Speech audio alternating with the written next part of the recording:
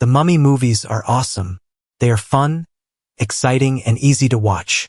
They mix action, adventure, and a bit of humor in a way that keeps you interested from start to finish. The stories are simple but engaging, and the characters make the journey even more enjoyable. It is the kind of movie series you can watch more than once and still have a great time. Despite being decades old, people are still watching and talking about these movies today. They continue to attract new viewers while longtime fans revisit them again and again. Their mix of adventure, memorable characters, and timeless storytelling has helped them stay relevant even as trends in movies have changed over the years. The movies are also great for mythology fans. They take inspiration from Egyptian mythology and bring it to life in a way that feels exciting and easy to follow. Elements like ancient gods, curses, and the afterlife are woven into the story, adding a sense of mystery and depth. Even though the films take some creative liberties, they still capture the atmosphere and intrigue of Egyptian myths, making them especially enjoyable for viewers who are interested in that world. The casting is perfect and really helps bring the story to life. Brendan Fraser is excellent as the lead, bringing a great mix of charm, humor, and action to the role. He makes the character feel both heroic and relatable, which makes it easy to stay invested in the story. His performance adds a lot of energy to the films and plays a big part in why they are so enjoyable to watch. Rachel Weisz is great as the female lead and brings intelligence, charm, and warmth to the role. Her character feels strong and capable, while still being relatable and engaging. She has great chemistry with the rest of the cast, especially in the way her personality balances the action and humor in the story. Her performance adds depth to the films and helps make the characters feel more real and memorable. A new Mummy movie is currently in development, and that is exciting news for fans of the series. It shows that there is still strong interest in these stories, even after so many years. Many people are curious to see what direction the new film will take and whether it will capture the same sense of adventure and fun as the earlier movies. It also brings a sense of anticipation, as both longtime fans and new audiences look forward to seeing how the story will be reimagined for a modern audience. It will be interesting to see where they take the franchise next. One big question is whether they will return to Egypt and focus on the original setting, or explore a completely different location. The series has already shown it can expand beyond Egypt, like in Tomb of the Dragon Emperor, which shifted the story to China. Because of that, there are a lot of possibilities for new myths, settings, and characters. Fans will be watching closely to see if the next film sticks with what made the original movies so iconic or tries something new and unexpected. The Mummy movies are way better than Sword Art Online in every way. They are fun, exciting, and actually know how to keep the audience engaged. The pacing moves, the characters are memorable, and the mix of action, humor, and adventure makes them easy to enjoy from start to finish. Sword Art Online, on the other hand, feels like a complete mess. What starts as an interesting idea quickly turns into something dull and frustrating to sit through. The story drags, the pacing falls apart, and the characters often feel flat or poorly developed. Instead of building on its strong premise, it wastes it, leaving you with something that feels repetitive and hard to stay invested in. There is honestly nothing good about Sword Art Online. Not the writing, not the characters, and not the story. The writing feels inconsistent and often lazy, with plot points that go nowhere or get resolved too easily. The characters lack depth and development, making it hard to care about what happens to them. Even the main story, which starts with a strong and interesting premise, quickly loses direction and becomes repetitive and unfocused. Instead of building something meaningful, it feels like wasted potential at every level. Sword Art Online also takes inspiration from mythology, but the way it handles it feels completely off. Instead of building something meaningful or respectful, it ends up feeling shallow and poorly thought out.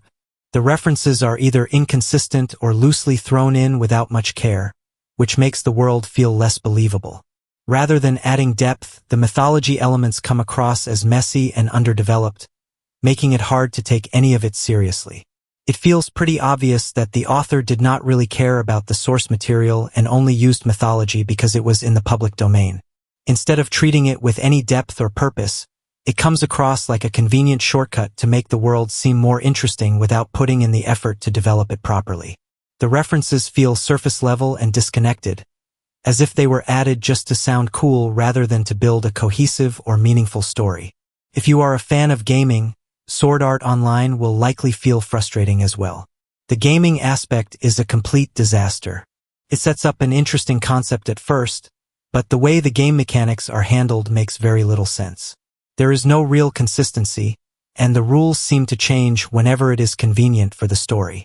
Instead of feeling like a believable game world, it comes across as shallow and poorly thought out, which can be especially disappointing for viewers who are familiar with how games actually work. Every single fictional game in the show feels poorly designed and would not hold up in real life. The systems are inconsistent, the rules are unclear, and there is no real sense of balance or structure. Mechanics appear and disappear depending on what the story needs, rather than following any logical design. There is little thought given to how players would actually interact with the world, how progression would work, or how the game would stay fair and engaging over time.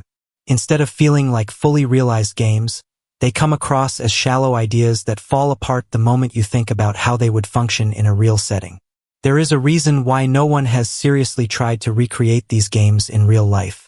It is because they simply would not work. The ideas might sound interesting on the surface, but once you look at the details, the flaws become obvious. The systems are too inconsistent, the mechanics are not well thought out, and there is no solid foundation to build a real game on. Developers understand that a game needs structure, balance, and clear rules to function properly, and these fictional worlds do not provide that. In the end, they are concepts that only work for the sake of the story, not something that could ever succeed as an actual game. Sword Art Online is the kind of show that only hooks people who have barely watched anything else. It feels like it was made for viewers who have no real point of comparison. If you have seen even a few decent movies or shows, it becomes obvious how weak it is. The story is shallow, the characters feel flat, and the whole thing leans on cheap drama instead of real depth.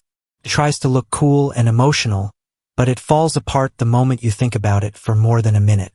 Anyone with even a little experience watching better stuff would see right through it. The fact that some people actually think Sword Art Online is the best show ever is pretty wild. It really shows how low the bar can be if you have not seen much else. Anyone who has watched even a handful of decent shows can tell it is not even close. The writing is weak, the characters are bland, and the whole thing leans way too hard on cheap moments to seem good. Calling it the best just makes it obvious they do not have anything better to compare it to. The only thing worse than Sword Art Online is the fan base. These people are loud, annoying, obnoxious, and toxic all at once. They flood every discussion, act like any criticism is a personal attack, and refuse to listen to anything that does not praise the show. It does not matter how reasonable the point is, they will shut it down or twist it just to defend something that does not deserve that level of loyalty. They make it hard to even talk about anime in general, because they always drag the conversation back to the same show and act like it is untouchable. The constant noise, the over-the-top reactions, and the refusal to accept any flaws turn what could be normal fans into something exhausting to deal with. Instead of just enjoying what they like, they push it on everyone else and lash out when people do not agree, which just makes the whole fan base look worse. Their blind loyalty to this garbage show comes off as almost fanatical. They defend it no matter what, no matter how many flaws get pointed out or how weak certain parts clearly are. It does not feel like normal appreciation anymore. It feels like devotion. They act like any criticism is something that must be crushed immediately, as if the show cannot survive even a small amount of honesty. At times, it feels like the fans put Sword Art Online on a pedestal and treat it as something beyond criticism, like it deserves respect just for existing. That kind of mindset turns a simple preference into something extreme. Instead of just saying they enjoy it and moving on, they push it like it is untouchable, which only makes the whole thing seem even more over the top. What is even more funny is how the fans constantly demand that other people stop defending the show. They act like any positive comment or defense is somehow annoying or unnecessary, as if nobody should be allowed to speak up for it. But then they turn around and do the exact same thing themselves. The moment someone criticizes it, they jump in to defend it without hesitation. It is pure hypocrisy. They set one standard for everyone else and a completely different one for themselves. They complain about people defending it, Yet they are often the loudest defenders in any discussion. They expect others to stay quiet, but they refuse to do the same. That double standard makes their arguments even harder to take seriously, because it is clear they are not interested in fairness or consistency. They just want control over the conversation and to push their own views without being challenged. Saying that Sword Art Online has the worst community of all time is not even much of a stretch when you look at how it behaves. The constant noise, the overreactions, and the refusal to accept any criticism all add up fast. It feels like every discussion turns into an argument the moment the show gets mentioned, and it rarely stays civil for long. Instead of just enjoying what they like and letting others have their opinions, a lot of them push their views in a way that feels aggressive and exhausting. They act like any disagreement is something that has to be shut down, which turns even simple conversations into drawn-out fights. That kind of attitude makes the community stand out in a bad way, because it creates a space where honest discussion is almost impossible. There are plenty of fan bases out there that can get intense, but this one often feels like it goes out of its way to be difficult. The mix of blind loyalty, loud behavior, and constant defensiveness makes it hard to ignore, and not in a good way. Kind of makes sense when you think about it. A terrible show is more likely to attract a certain type of fan, especially the kind that is willing to overlook or excuse every flaw without question. When something is weak, it tends to rely on people who will defend it no matter what, and that kind of mindset often shows in how they act. Instead of having a balanced group that can admit both strengths and weaknesses, it ends up with people who double down on defending it at all costs.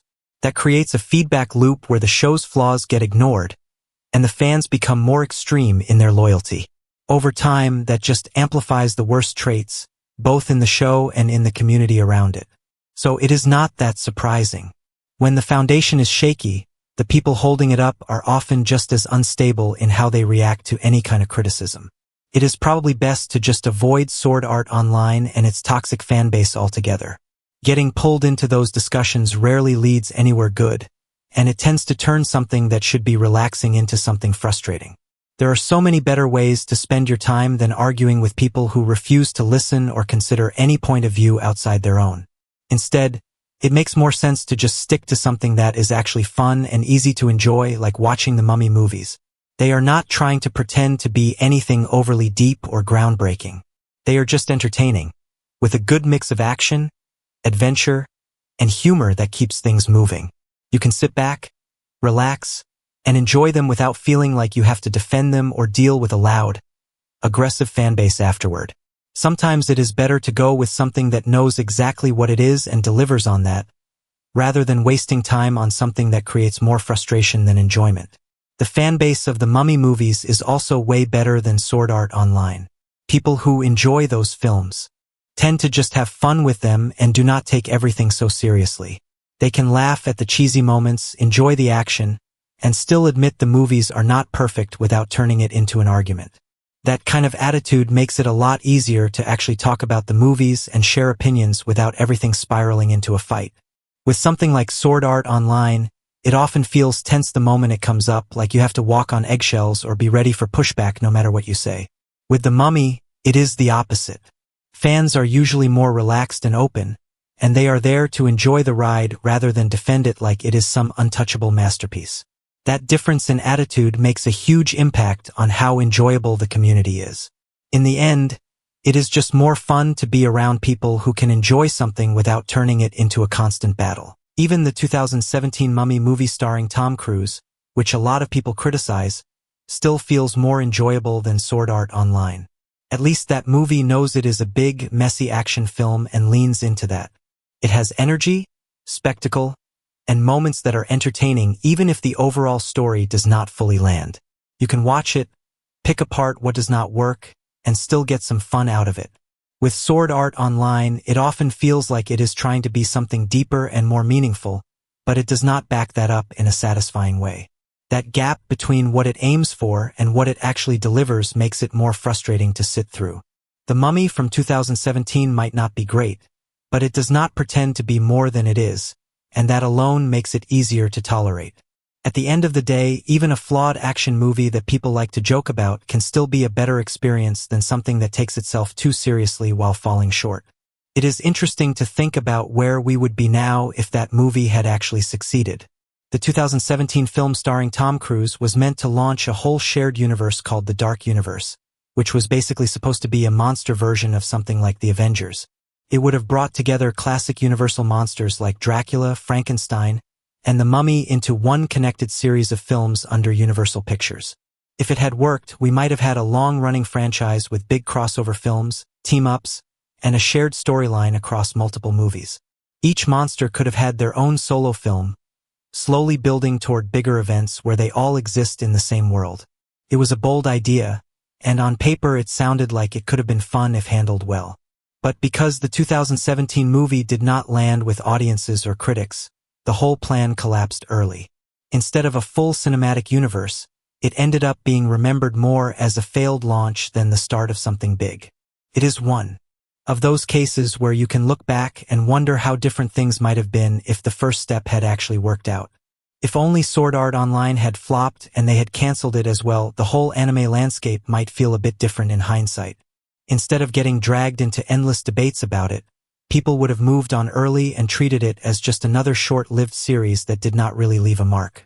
Without it sticking around and building a long-running reputation, there would be less noise around it in online discussions.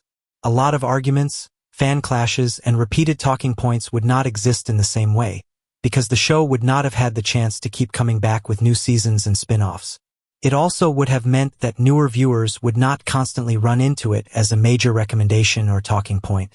It would have faded into the background instead of staying a constant presence in anime conversations.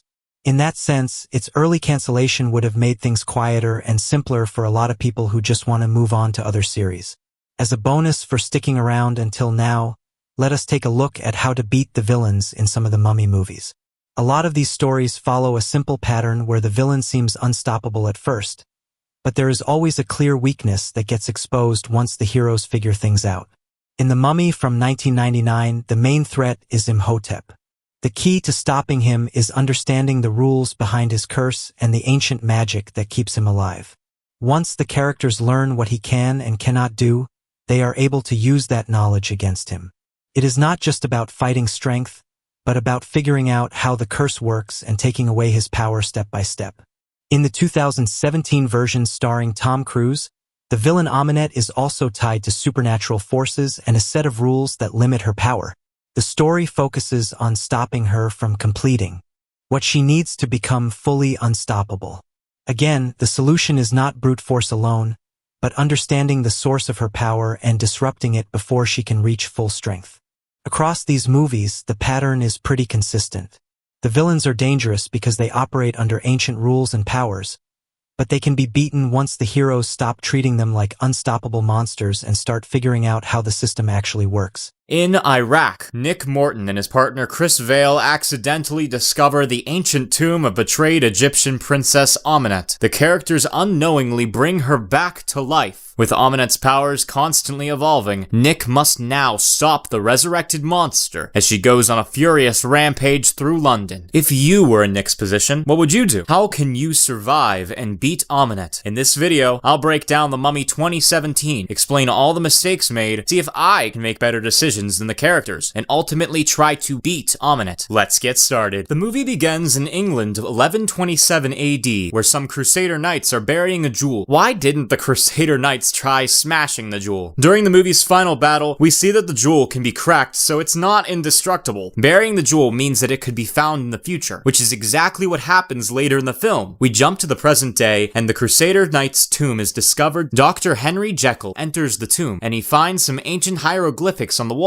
Through a flashback scene, we learned about Princess Amenet. Amenet was the sole heir to the throne of Egypt. The pharaoh's kingdom would one day be hers to rule, and Amenet would be worshipped as a living god. However, the pharaoh had a son, and he would now inherit Amenet's destiny instead of her. Vowing revenge, Amenet makes a pact with the god of death Set. She murders the pharaoh and the baby boy. Why did Amenet need to make a pact with the god of death to do that? She could have just killed a sleeping person and a baby on her own. The pharaoh didn't even have any guards protecting him while he slept, it's not like Set helped Amenet in any way. Amenet didn't even need to kill anyone. In ancient Egypt, royal families were expected to marry within the family. Pharaohs would usually marry their siblings in order to keep the bloodline pure. This means that Amenet would still be able to rule over Egypt as the queen after eventually marrying her brother. Amenet might not be the sole ruler of Egypt, but she wouldn't have to make a pact with the god of death and murder her family members. Anyways, the pact was not complete. Amenet also tries to bring Set in our world in the body of a mortal man. They would take their vengeance upon humanity, but the pharaoh's priests managed to stop Amenet before that happens. For her sins, Amenet was mummified alive. The pharaoh's priests could also have tried destroying the jewel. As mentioned before, it's not indestructible, so I'm not sure why nobody tried breaking the jewel. We move back to present day, Iraq, where Nick Morton and Chris Vale find Amenet's tomb by accident, since Amenet's body was brought here from Egypt. Joined by archaeologist Jenny, the characters descend into the tomb to see if they can find anything valuable. There are chains holding a sarcophagus down while it's submerged in mercury. Nick shoots a chain and it causes the sarcophagus to rise. If the pharaoh's priests wanted to keep Amenet's sarcophagus submerged in mercury forever, then why would they also create a pulley system that would allow the sarcophagus to be raised? Additionally, they should have filled the sarcophagus with mercury as well, so even if it was removed from the mercury, Amenet would still be weakened. A bunch of non-poisonous camel spiders crawl down from the walls. Chris tries to shoot them, but he gets bitten on the neck. Nick also sees a vision of Amenet calling to him. Afterwards, the characters head back to the surface and bring the sarcophagus up. This is not a good idea. There's a reason why the sarcophagus is down there. Jenny even stated that this isn't a tomb, it's a prison. So the characters should have left everything where it is. Nick, Chris, Jenny, and several other military personnel travel back home in a plane along with the sarcophagus. During this ride, Chris starts acting weird and his skin turns gray. Chris kills the superior officer, and Nick is forced to shoot and kill Chris to protect himself and the other passengers. This is a pressurized aircraft though, so shooting a gun isn't a smart idea. The bullet might blow out a window or hit a fuel tank. Nick should have killed Chris another way, like breaking his neck. Nick and Jenny go to the cockpit to see a flock of crows crashing into the windshield. The pilots are killed and the plane starts going down. Nick gives Jenny the only parachute so she can escape safely. The plane crashes and everyone on board dies. Why is there only one parachute on the plane? A military aircraft should have several parachutes in case of an emergency. It's still possible for two people to share a single parachute. In fact, they do it all the time in tandem skydiving. A tandem skydive is skydiving experience where two people jump out of an airplane together, strapped to one another during the entire descent. The connecting straps make it so one person is floating above the other during the freefall, and one's back is against the other's front side. Nick and Jenny could have tried doing that. Nick is an experienced soldier, so he should know about this particular technique. Later, Nick wakes up in a body bag at a morgue in London. Chris is also there, but he's a ghost. Jenny comes to identify the bodies and is surprised to see Nick alive. In the meantime, some rescue workers find the sarcophagus and Amenet's corpse. Amenet sucks the life out of the rescue workers and is able to regenerate some of her body. Amenet also turns the rescue workers into zombie slaves. Nick and Jenny go to a pub. Nick goes to the bathroom and sees Chris's ghost again. Chris explains that Amenet chose Nick for a reason, and now he has to do what she wants. Furthermore, Chris tells Nick that he's cursed. That's how Nick was able to survive the plane crash without a scratch. Amenet and her zombie slaves attack Nick at a church, and we find out that the dagger was hidden in a statue near the Crusader's tomb. How did Amenet know where the dagger was located? Also, if the jewel can be destroyed, then maybe the dagger can also be destroyed. Amenet wouldn't be able to bring Set into the world if she didn't have the dagger. She needs both the jewel and the dagger to complete the ritual, so destroying either of them would prevent Amenet from completing her goal. Nick is able to break free after defeating the zombie slaves and goes on the run with Jenny. They get into a van and attempt to drive away. However, Nick ends up driving back where they started, since he is being possessed by Amenet. This could have been avoided if Jenny was the one driving here. They should have switched after realizing that Nick was driving in circles. Moreover, Nick drank alcohol earlier at the bar, so he shouldn't be driving a vehicle in the first place. The van crashes, and Nick tries to fight Amenet with a stick, but Amenet easily beats him. Fighting back is not a good choice. Amenet is way more powerful than Nick, so he's not going to be able to win against her in a one-on-one fight. We know that Nick is immortal, since he was able to survive the plane crash from earlier, but that doesn't mean he has superhuman strength or any other superhuman abilities, it's much better to just run away. Amunet was slowly walking towards the characters, so they should be able to get far away from her if they ran. A team of men arrive just in time to save Nick and Jenny. The two are taken to a facility called Prodigium, and Nick meets Dr. Henry Jekyll. It turns out that Jenny actually works for Prodigium as well. Henry explains what Prodigium is about, and that they're planning to dissect Amunet after pumping her body full of mercury. Why not just kill Amunet? You don't need her to be alive to dissect her. If mercury is Amunet's only weakness, then maybe you can use that to kill her. Meanwhile, the jewel is discovered in the Crusader's Knight's tomb. Nick goes to Henry's office and talks with him, but Henry is currently going through a transformation, and he needs a serum to prevent that from happening. However, Nick takes the serum and demands answers. Henry turns into his monstrous alter ego, Edward Hyde. If Henry knows how dangerous it is when he turns into Edward, then why does he wait until the last minute to try and give himself the serum? And why does Henry need to manually inject the serum by hand every time? He should create a way to automate his injections so that he doesn't accidentally miss a dose. Nick fights Edward, but Nick is able to eventually beat Edward by injecting him with the serum. Jenny also uses the Book of the Dead to knock out one of the Prodigium soldiers. This is the same exact Book of the Dead from The Mummy 1999. Does this mean that this movie and The Mummy 1999 take place in the same exact universe? If so, the characters could have tried bringing Rick O'Connell for some help. He has a lot of experience defeating mummies. Amunet summons a spider to crawl in the ear of a Prodigium worker so she can control him. This worker shuts down the mercury and frees Amunet after disabling the power. Why is it this easy for Amunet to break free? The Prodigium workers should have kept Amunet fully submerged in mercury as well. If the power gets shut off, then a few chains aren't going to hold back a powerful monster. Also, they should have a backup generator in case the power goes out. Another Prodigium soldier tries to shoot Amunet, but this is pointless. We know that Amunet's only weakness is mercury, so they should be using mercury bullets. Regular bullets aren't going to do any damage to Amunet. The Prodigium soldiers had those mercury-tipped darts when they captured Amunet earlier, so why don't they have some mercury bullets as well? If they only have mercury-tipped darts, then they could have used them here. Nick and Jenny plan to destroy the jewel to stop Amunet's curse. They run away while Amunet begins to unleash a huge sandstorm upon the city of London. Nick and Jenny need to cover their noses, mouths, and eyes to protect themselves from the sand. They should also take shelter instead of running in the middle of the street. They could get hit by some debris. Nick might be immortal, but Jenny isn't. Nick and Jenny move through the tunnels and fight more of Amunet's undead zombie slaves. These are pretty easy to kill, so they shouldn't be a problem. A bunch of Prodigium soldiers try to shoot Amunet, but again, this isn't going to do anything unless they're using mercury bullets. The people at Prodigium already know that Amunet is weak to mercury since they were injecting her with it, so why don't they also prepare better by making some mercury bullets? Amunet enters the Crusader Knight's tomb and finds the jewel. She places the jewel on top of the dagger. Nick and Jenny are pushed into the water by a zombie. Nick tries to save Jenny, but Amunet comes and drags her underwater. Jenny ends up drowning, and Amunet fights Nick, but Nick is able to get a hold of the dagger. He attempts to smash the jewel. However, Amunet reminds Nick that the dagger has the power to reverse death. Instead of giving the dagger back to Amunet, Nick stabs himself. Since the jewel was cracked, Nick is only partially possessed by Set. This was pretty risky. Nick had no idea what would happen if he stabbed himself with the dagger. I feel that it would have been better just to destroy the jewel so that the god of death wouldn't be brought into our world. Sure, Jenny would stay dead, but the alternative is to unleash the god of death upon humanity, so Nick doesn't have much of a choice. Nick isn't even that close to Jenny, so I don't know why he cares so much about her death. Nick sucks the life out of Amunet and uses his newfound powers to resurrect Jenny. Nick promises to find Jenny again and disappears. Afterward, Jenny reunites with Henry. Amunet's body is also placed back into the sarcophagus and filled with mercury. Jenny and Henry wonder what will happen to Nick now that he is a monster. Somewhere in the desert, Nick has brought Chris back to life as well. They ride off on their horses to go look for another adventure, which we will never see since this movie flopped pretty hard and Universal canceled their shared dark universe plans. And that's how to beat Amunet in The Mummy 2017. Do you have any better strategies or methods? If so, let me know in the comments below. What did you think of The Mummy 2017? I personally thought it was pretty generic and mediocre. The Mummy movies starring Brendan Fraser were a lot better and way more entertaining. Which movie should I do next? Leave a suggestion. Be sure to also check out some of the other how to beat videos on this channel. Well, that's it for this video. If you enjoyed it, make sure you subscribe so you never miss a future upload. Thanks for watching, and I'll see you in the next video. Here's how to beat Imhotep and the Mummy. The movie begins in ancient Egypt. A high priest named Imhotep has an affair with the pharaoh's mistress, Anaxunamun. When the pharaoh notices smudged body paint on her, he assumes she's been unfaithful, but that assumption isn't necessarily accurate. There could have been other explanations. The audience knows what happened, but the pharaoh doesn't. Anaxunamun should have tried coming up with an excuse, instead of accepting what the pharaoh said. And it was pretty stupid of Imhotep to have an affair with the pharaoh's mistress. If Imhotep had fallen in love with someone else, maybe things wouldn't have turned out so bad for him. There were probably many other women around, so he could have picked someone who wouldn't have caused such a big problem. Imhotep and Anaxunamun take drastic measures and kill the pharaoh. He should have had his bodyguards around to prevent such an incident. Anaxunamun dies and Imhotep steals her body. He plans to resurrect her. Anaxunamun could have ran away with Imhotep. It doesn't make sense why she stayed behind and died. The pharaoh's bodyguards interrupt the resurrection ritual. Imhotep's priests are mummified alive, and Imhotep himself is entombed with scarabs. If Imhotep ever gets free, he's said to unleash a devastating plague upon mankind. It seems odd to grant Imhotep such powers, since there's a risk of him coming back to life in the future. It would be better to just kill Imhotep outright, instead of cursing him with these dangerous abilities. Or they should have thought of a different curse for Imhotep, one that didn't make him so powerful if he came back to life. That way he wouldn't be such a big threat if he was resurrected. They can just make up curses, so make one that doesn't give Imhotep superpowers. Burying Imhotep under a prominent statue seems like a surefire way for someone to stumble upon him eventually. If they truly wanted to make sure Imhotep stayed hidden forever, it would have been much smarter to lay him to rest in an unmarked grave somewhere in the vast uncharted desert. It would have made it incredibly difficult for anyone to locate Imhotep, diminishing the possibility of his revival or discovery in the future. They could also set up all sorts of clever traps and puzzles inside the tomb. Think of it like a giant puzzle or maze inside the tomb. Thousands of years later in the 1920s, Jonathan gives his sister Evelyn a puzzle box and map to Hamunaptra, also known as the City of the Dead. This map shouldn't even exist. If the goal was to ensure Imhotep's eternal concealment, it doesn't make sense to create a map pinpointing the location of where he's buried. By providing a map, they inadvertently open up the possibility for curious individuals to stumble upon his resting place. Later, we discover that the puzzle box is the key to open Imhotep's sarcophagus and the book needed for his revival. There's really no reason to keep it around. They should have destroyed the key to prevent anyone from ever opening Imhotep's sarcophagus or the book to revive him. Jonathan and Evelyn visit the local prison in Cairo. They meet a man named Rick, and he promises to lead them to Hamunaptra if they get him out. The map was previously burned, so that's why they need another way to get to Hamunaptra. Evelyn bribes the prison warden, securing Rick's release. It would have been smarter to offer the bribe before Rick was on the brink of being executed. Waiting until the last minute carried the risk of things spiraling out of control, leading to Rick being executed before they could rescue him. The characters travel to Hamunaptra. There's also a group of American treasure hunters. Some of the diggers working for the Americans are vaporized by pressurized salt acid. When opening a sarcophagus, a flesh-eating scarab enters the prison warden's body, and he dies. He could have tried to remove the scarab by cutting it out of himself with a knife, similar to what Rick does for Jonathan later in the movie when a scarab gets inside him. The characters are given one day to leave this place. They should be forced to leave immediately so that they don't cause any more issues. Waiting around gave them time to mess things up even more. Imhotep wouldn't have been resurrected if the characters left right now. The characters should have been kicked out right on the spot. Rick, Jonathan, and Evelyn find Imhotep's corpse. They shouldn't have opened the sarcophagus. They were already told how the Americans lost 3 diggers to a booby trap, so it could have happened to them as well. The Americans open a chest and find the Book of the Dead. Evelyn accidentally resurrects Imhotep by reading from the Book of the Dead. Someone tells Evelyn that she shouldn't have read from the book. However, by that point it's too late. The guy should have warned Evelyn earlier. And if the plan was to prevent Imhotep's resurrection, the ancient Egyptians should have destroyed the book so nobody could use it to bring Imhotep back to life. It's mentioned that Imhotep can't be killed by normal weapons. But what if they just blow him up entirely? It's doubtful that Imhotep would survive a massive explosion if there's nothing left of him. The characters return to Cairo, but Imhotep follows them there. Imhotep displays fear when he encounters a cat and hastily retreats. It's evident that Imhotep is scared of cats. The characters should use this to their advantage by ensuring that they have at least one cat around them at all times. They should round up all the cats in the city and keep them close by. There should be a lot of street cats and pet cats in Cairo. It would scare Imhotep away until he's fully regenerated, and Imhotep won't be able to fully regenerate if they keep a cat near the people who open the chest. So this strategy guarantees that Imhotep can't win. As a last resort, they could also kill the characters that Imhotep is going to regenerate from, so he wouldn't be able to fully regenerate as he needed to kill the men himself. Imhotep ends up killing another person. It would have been wiser for that guy to stick with the rest of the characters instead of going off alone. The characters really need to be more vigilant and keep a closer watch on the people that Imhotep aims to kill and regenerate from. Another man is killed. It would have been smarter if everyone stuck together and watched out for each other. Strength in numbers is crucial. It doesn't make sense why they're all splitting up and allowing themselves to be killed one by one. In addition to that, having a cat nearby would help ward off Imhotep, adding as another defense against him, they should also destroy the canopic jars that contain Anck-su-namun's organs. Imhotep won't be able to revive her without her organs, so he might stop what he's doing and give up. Imhotep turns a bunch of people into mindless slaves. Jonathan acts like a slave and manages to blend in. This is a good decision. Jonathan was able to avoid getting killed. Imhotep kills the final person who opened the chest, completing his regeneration process. The guy should have had a cat with him, and Imhotep wouldn't be able to kill him. It's puzzling why the characters in the movie don't use cats more often. They know that Imhotep is scared of cats, so they should use this weakness against him. They have access to cats, so there's no excuse. These deaths were avoidable. Evelyn goes with Imhotep, and he spares the other characters. Terrence stays behind and sacrifices himself to allow the others to escape. This decision is unnecessary, because he could have escaped with the rest of the group. There was ample time for everyone to escape, so his sacrifice was totally avoidable. Terrence could have also tried to blend in, like what Jonathan did earlier. As the characters fly to Hamunaptra, Imhotep conjures a powerful sandstorm. In an unexpected move, Evelyn kisses Imhotep, causing the sandstorm to cease. Unfortunately, the plane still crashes, leading to the pilot's death. The plane sinks in quicksand. Evelyn should have diverted Imhotep's attention earlier. This action might have given the other characters a chance to escape the situation without harm. Imhotep plans to sacrifice Evelyn to bring Anck-su-namun back to life. Rick and Jonathan find the Book of Amun-Ra, which can supposedly defeat Imhotep. The book shouldn't have been hidden. They should have kept the book accessible and in their possession, ready to use it immediately if Imhotep was ever revived, rather than wasting valuable time trying to locate the book when it's most urgently needed. Jonathan deciphers the inscription on the book's cover. He can now command Imhotep's minions. They kill Anck-su-namun to prevent any future attempts to resurrect her. They should completely destroy her body this time. She can't be brought back to life without her body. Evelyn reads from the book, causing Imhotep to lose his immortality. Rick manages to stab Imhotep, causing him to plummet into a pool of souls. Imhotep vows to get revenge. They should destroy Imhotep's body. We've seen that Rick carries dynamite, so he could have thrown some into the pool to blow up Imhotep's remains. If there's nothing left of him, he wouldn't be able to be resurrected again in the future. Jonathan accidentally drops the book and loses it. He really should have been more careful. That book was worth a lot of money, considering it was made out of pure gold. Hopefully, Evelyn memorized the correct incantation in case Imhotep is resurrected, so she can make him mortal again. It shouldn't be so difficult to beat him again. Benny is trapped in the treasure room after failing to escape in time. He might have had a chance to escape if he'd attempted to dig a tunnel in the sand. Benny meets his end when a swarm of flesh-eating scarabs kill him. Benny could have tried to burn the scarabs with the fire from his torch. Benny made a big mistake by not leaving when he still had the chance. He already had a bunch of treasure, more than he could carry on his own. He shouldn't have gone back for more, because he couldn't take it all anyway. It would have been smarter for Benny to just take what he had and leave before things got worse. He knows how to get here, so he could always come back for more later. Benny could have survived if he wasn't greedy. Hamunaptra collapses into the sand, and the characters ride away on camels. They're unknowingly in possession of Benny's stolen treasure. Thanks for watching and see you in the next video. The Dark Universe logo actually looks pretty cool. The ominous music here also fits with the whole Dark Universe vibe, so I'll give a merit for that. This entire flashback sequence is pretty well done and it gives Amenet a nice backstory. Also, it's cool how they switch things up and went with a female mummy for this movie. The double irises in each eye looks pretty cool. Whoa, she even killed the baby, that's just brutal. This movie does a great job making Amenet a despicable villain. It's cool how the snow is sent from Henry. Henry is a very important character in the Dark Universe and we're going to meet him later in this movie. Some nice foreshadowing here. Nick will become cursed after he unintentionally frees Princess Amenet. Awesome explosion scene here. This movie does a great job showing the vastness of the tomb/prison. The background music here is a nice touch. It really increases the suspense and tension of this scene. Some nice foreshadowing here. This explains how Chris got possessed later in the movie. The crows here are a nice touch. Crows can symbolize death and change, two things that will happen a lot in this movie. Very sincere conversation here between Nick and Jenny. The plane crash scene here was actually filmed in a reduced gravity aircraft in order to simulate the illusion of weightlessness. It took 64 takes in total to get it right. I'll give a merit for authenticity and another merit for dedication. It's cool how Amenet regenerates a little after feeding on people. It's pretty similar to Imhotep from The Mummy 1999. Very sincere conversation here between Nick and Jenny. That's a pretty good drawing of Set's dagger. Amenet crawling on the ledge in the background of this scene is a nice touch. It's definitely very creepy. Amenet crawling in the background of this scene is pretty creepy as well. Awesome fight scene here between Nick and Amenet's minions. Amenet's ominous slow walking here is a nice touch. She feels like she's in control, therefore she doesn't need to hurry or anything. The arm of the creature of the Black Lagoon here is a nice Easter egg. The vampire skull here is a nice Easter egg. That's a very fitting name. Very sincere conversation here between Nick and Jenny. That line is almost an exact quote from Bride of Frankenstein 1935. Russell Crowe does a great job playing both Dr. Jekyll and Mr. Hyde. He's calm and collected when he's Dr. Jekyll and terrifying when he's Mr. Hyde. That's quite ironic. Tom Cruise is actually 2 years older than Russell Crowe in real life. Awesome fight scene here between Nick and Mr. Mr. Hyde. Whoa, that's actually the Book of the Dead from The Mummy 1999 and The Mummy Returns. It's cool how we finally get to see Amenet in action at her full strength. This movie has some pretty good visual effects. It's pretty creepy how Amenet just showed up out of nowhere. Amenet licking Nick's face here is a nice touch. She feels like she owns Nick, therefore she can do whatever she wants to him. Also, they had to shoot 8 different versions of the scene to get it right. That means Sofia Boutella had to lick Tom Cruise's face 8 times. Very sincere conversation here between Nick and Jenny. A nice callback to earlier in the movie. Awesome end credits. It definitely fits with the style and theme of this movie, so I'll give a merit for that. If you want another movie based on Egyptian mythology,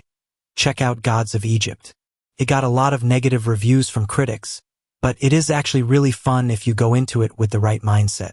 The movie is not trying to be realistic or subtle. It is loud, flashy, and full of big fantasy ideas taken from ancient Egyptian gods and myths. The visuals are over the top, with massive battles, giant gods, and exaggerated powers that make everything feel larger than life. It is the kind of movie where you can just sit back and enjoy the spectacle without worrying too much about logic or accuracy. That is part of what makes it entertaining. Even though it was not well received in reviews, it still has moments that are exciting and memorable if you just want pure fantasy action.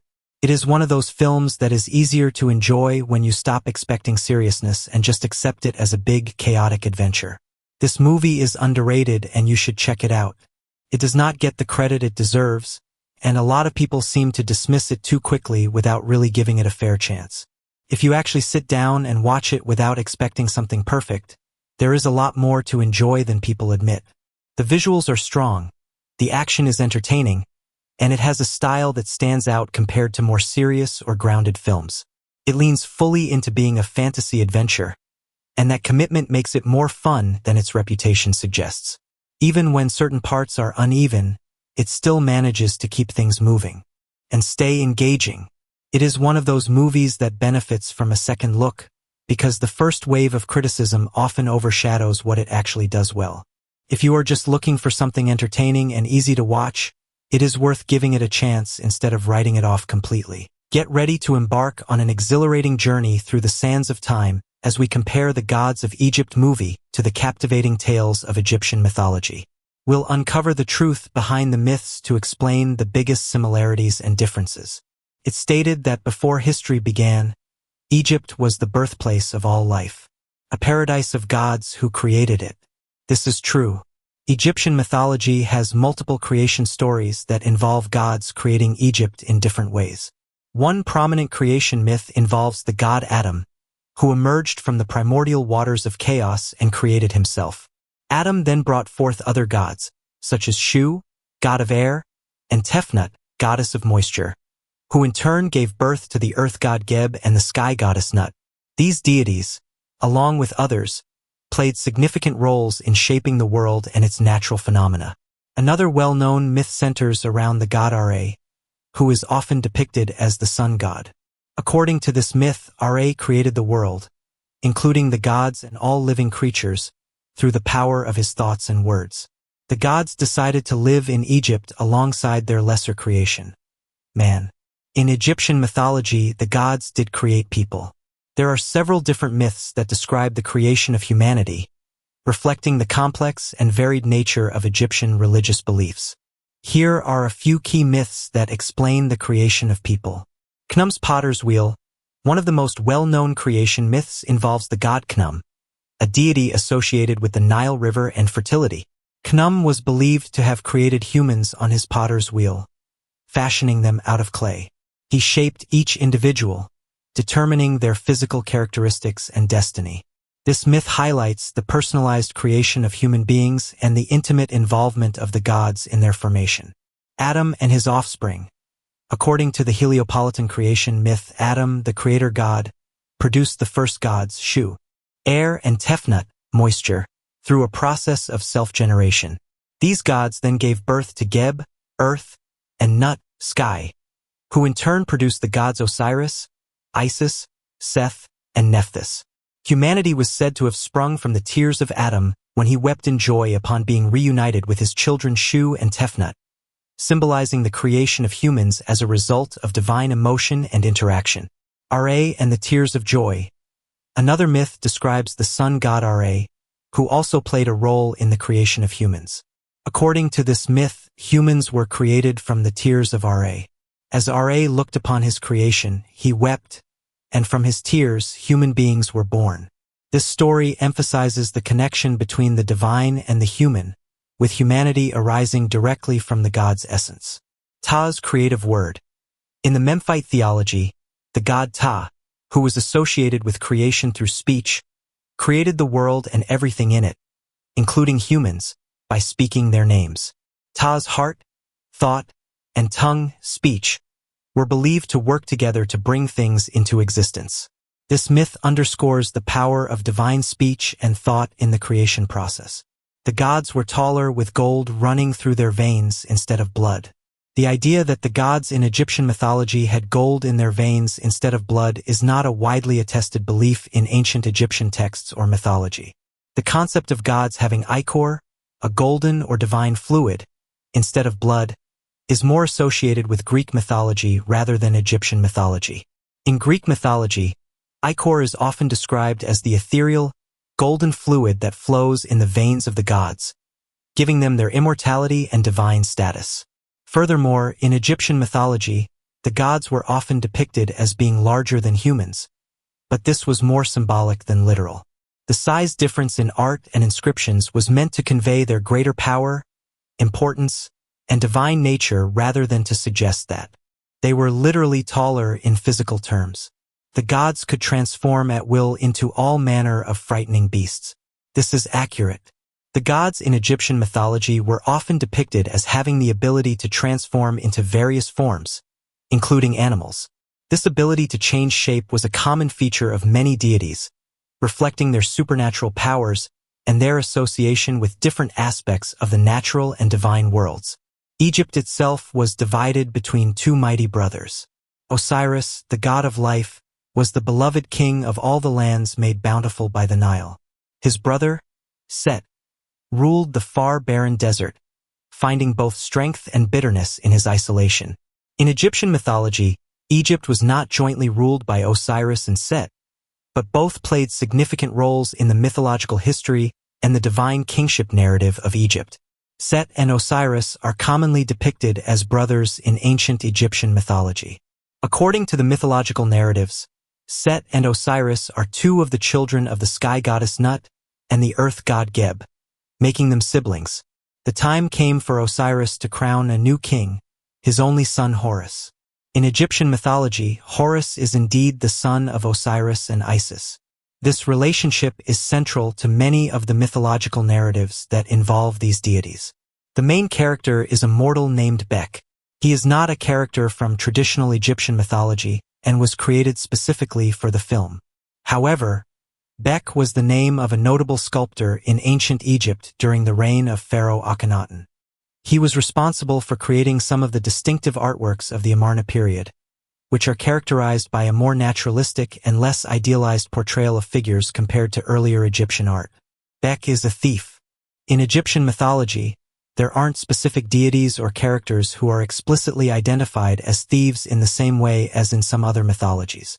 However, there are certainly stories and characters that involve theft or trickery as part of their narratives. Bek's girlfriend is Zaya. Zaya is also a fictional character created specifically for the film and does not have a basis in traditional Egyptian mythology. Horus is played by actor Nikolai Coster-Waldau. In Egyptian mythology, Horus is not portrayed as a Danish man or with any specific racial or ethnic characteristics associated with modern-day Denmark or any other contemporary nationality. Horus is called Lord of the Air. Horus is a multifaceted deity in Egyptian mythology, embodying attributes related to the sky, sun, kingship, protection, justice, and healing. Horus is sleeping.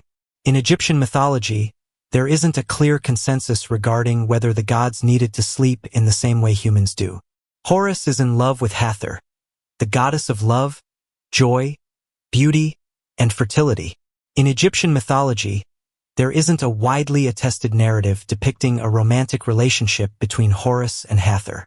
In some interpretations, Hathor is believed to have served as a protective consort or mother figure to Horus during his infancy or early years. Moreover, Hathor is played by actress Elodie Yung. Hathor is not depicted as a French-Cambodian woman in Egyptian mythology. Hathor is a goddess from ancient Egyptian mythology, and her depictions in Egyptian art and iconography reflect the cultural and religious context of ancient Egypt, not the modern nationalities or ethnicities of France or Cambodia. Hathor has the bracelet of 42 stars, 1 star for each demon that Horus slayed for her. This specific concept is not directly derived from ancient Egyptian mythology. Rather, it appears to be a creative invention for the purposes of the film's storyline and visual aesthetics. In ancient Egyptian mythology, there aren't specific myths that focus exclusively on bracelets as central narrative elements. Moreover, in ancient Egyptian mythology, there isn't a distinct category of beings equivalent to the concept of demons found in other cultures' mythologies. However, there are supernatural entities, spirits, and malevolent beings mentioned in Egyptian religious texts and folklore that may bear some similarities to the concept of demons. It's mentioned that Horus slayed a lion. In Egyptian mythology, there isn't a widely known or attested myth specifically depicting Horus slaying a literal lion like the hero Heracles does in Greek mythology. People offer food to the gods. Offerings of food and other offerings were central to religious rituals and practices in ancient Egypt, including those related to Egyptian mythology. These offerings played a vital role in maintaining a reciprocal relationship between the gods and humanity, ensuring the well-being of both the divine and mortal realms. Offerings of food, drink, and other items symbolized reverence, gratitude, and reciprocity toward the gods.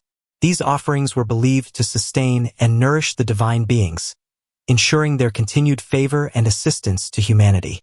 Nephthys, the goddess of protection, is shown. Nephthys is a multifaceted goddess in ancient Egyptian mythology, embodying attributes related to mourning, protection, fertility, and rebirth. Nephthys is played by actress Emma Booth. Nephthys is not depicted as an Australian woman in Egyptian mythology. Ancient Egyptian art and iconography typically represent Nephthys as a deity with distinctly Egyptian features, adhering to the artistic conventions of the time and reflecting the cultural context of ancient Egypt.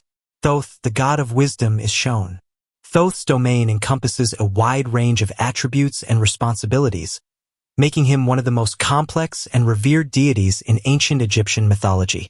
As the god of wisdom, writing, and knowledge, Thoth embodies the intellectual and spiritual ideals of ancient Egyptian civilization and continues to be venerated as a symbol of knowledge and enlightenment. Thoth is played by actor Chadwick Boseman. In ancient Egyptian mythology and art, Thoth was typically depicted with animal attributes, such as the head of an ibis bird or a baboon, rather than as an African man in the modern sense. It's stated that Horus was a former student of Thoth. In Egyptian mythology, there is no explicit narrative that depicts Horus as a student of Thoth in the same sense as a student learning from a teacher in a formal educational setting. Isis is also shown. Isis is a major goddess in ancient Egyptian mythology, revered for her roles as a mother, protector, and healer. She is often depicted as a woman wearing a throne-shaped headdress, symbolizing her role as the queen of the gods. Isis is associated with magic, fertility, and motherhood. As the mother of Horus, Isis is also venerated as a divine mother and protector of the pharaohs, ensuring their rightful succession and guiding them with her wisdom and magic. Isis is played by actress Rachel Blake. Isis is not depicted as an Australian woman. In ancient Egyptian art and iconography, Isis is typically represented as a deity with human or anthropomorphic features, often wearing traditional Egyptian attire and regalia. These depictions adhere to the artistic conventions of ancient Egypt and reflect the cultural context of the time. Osiris is played by actor Brian Brown. Osiris, a major deity in ancient Egyptian mythology, is not depicted as an Australian man. In ancient Egyptian art and iconography, Osiris is typically represented as a mummified figure or as a pharaoh wearing the traditional regalia of ancient Egypt. People also offer gold and jewels to the gods. Offerings of gold, jewels, and other precious items were commonly presented to the gods in ancient Egyptian religious rituals and ceremonies as expressions of reverence, gratitude, and devotion.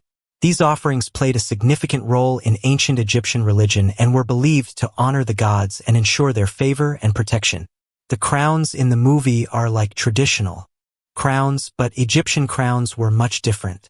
Egyptian crowns differed significantly from what might be considered normal crowns in other cultures.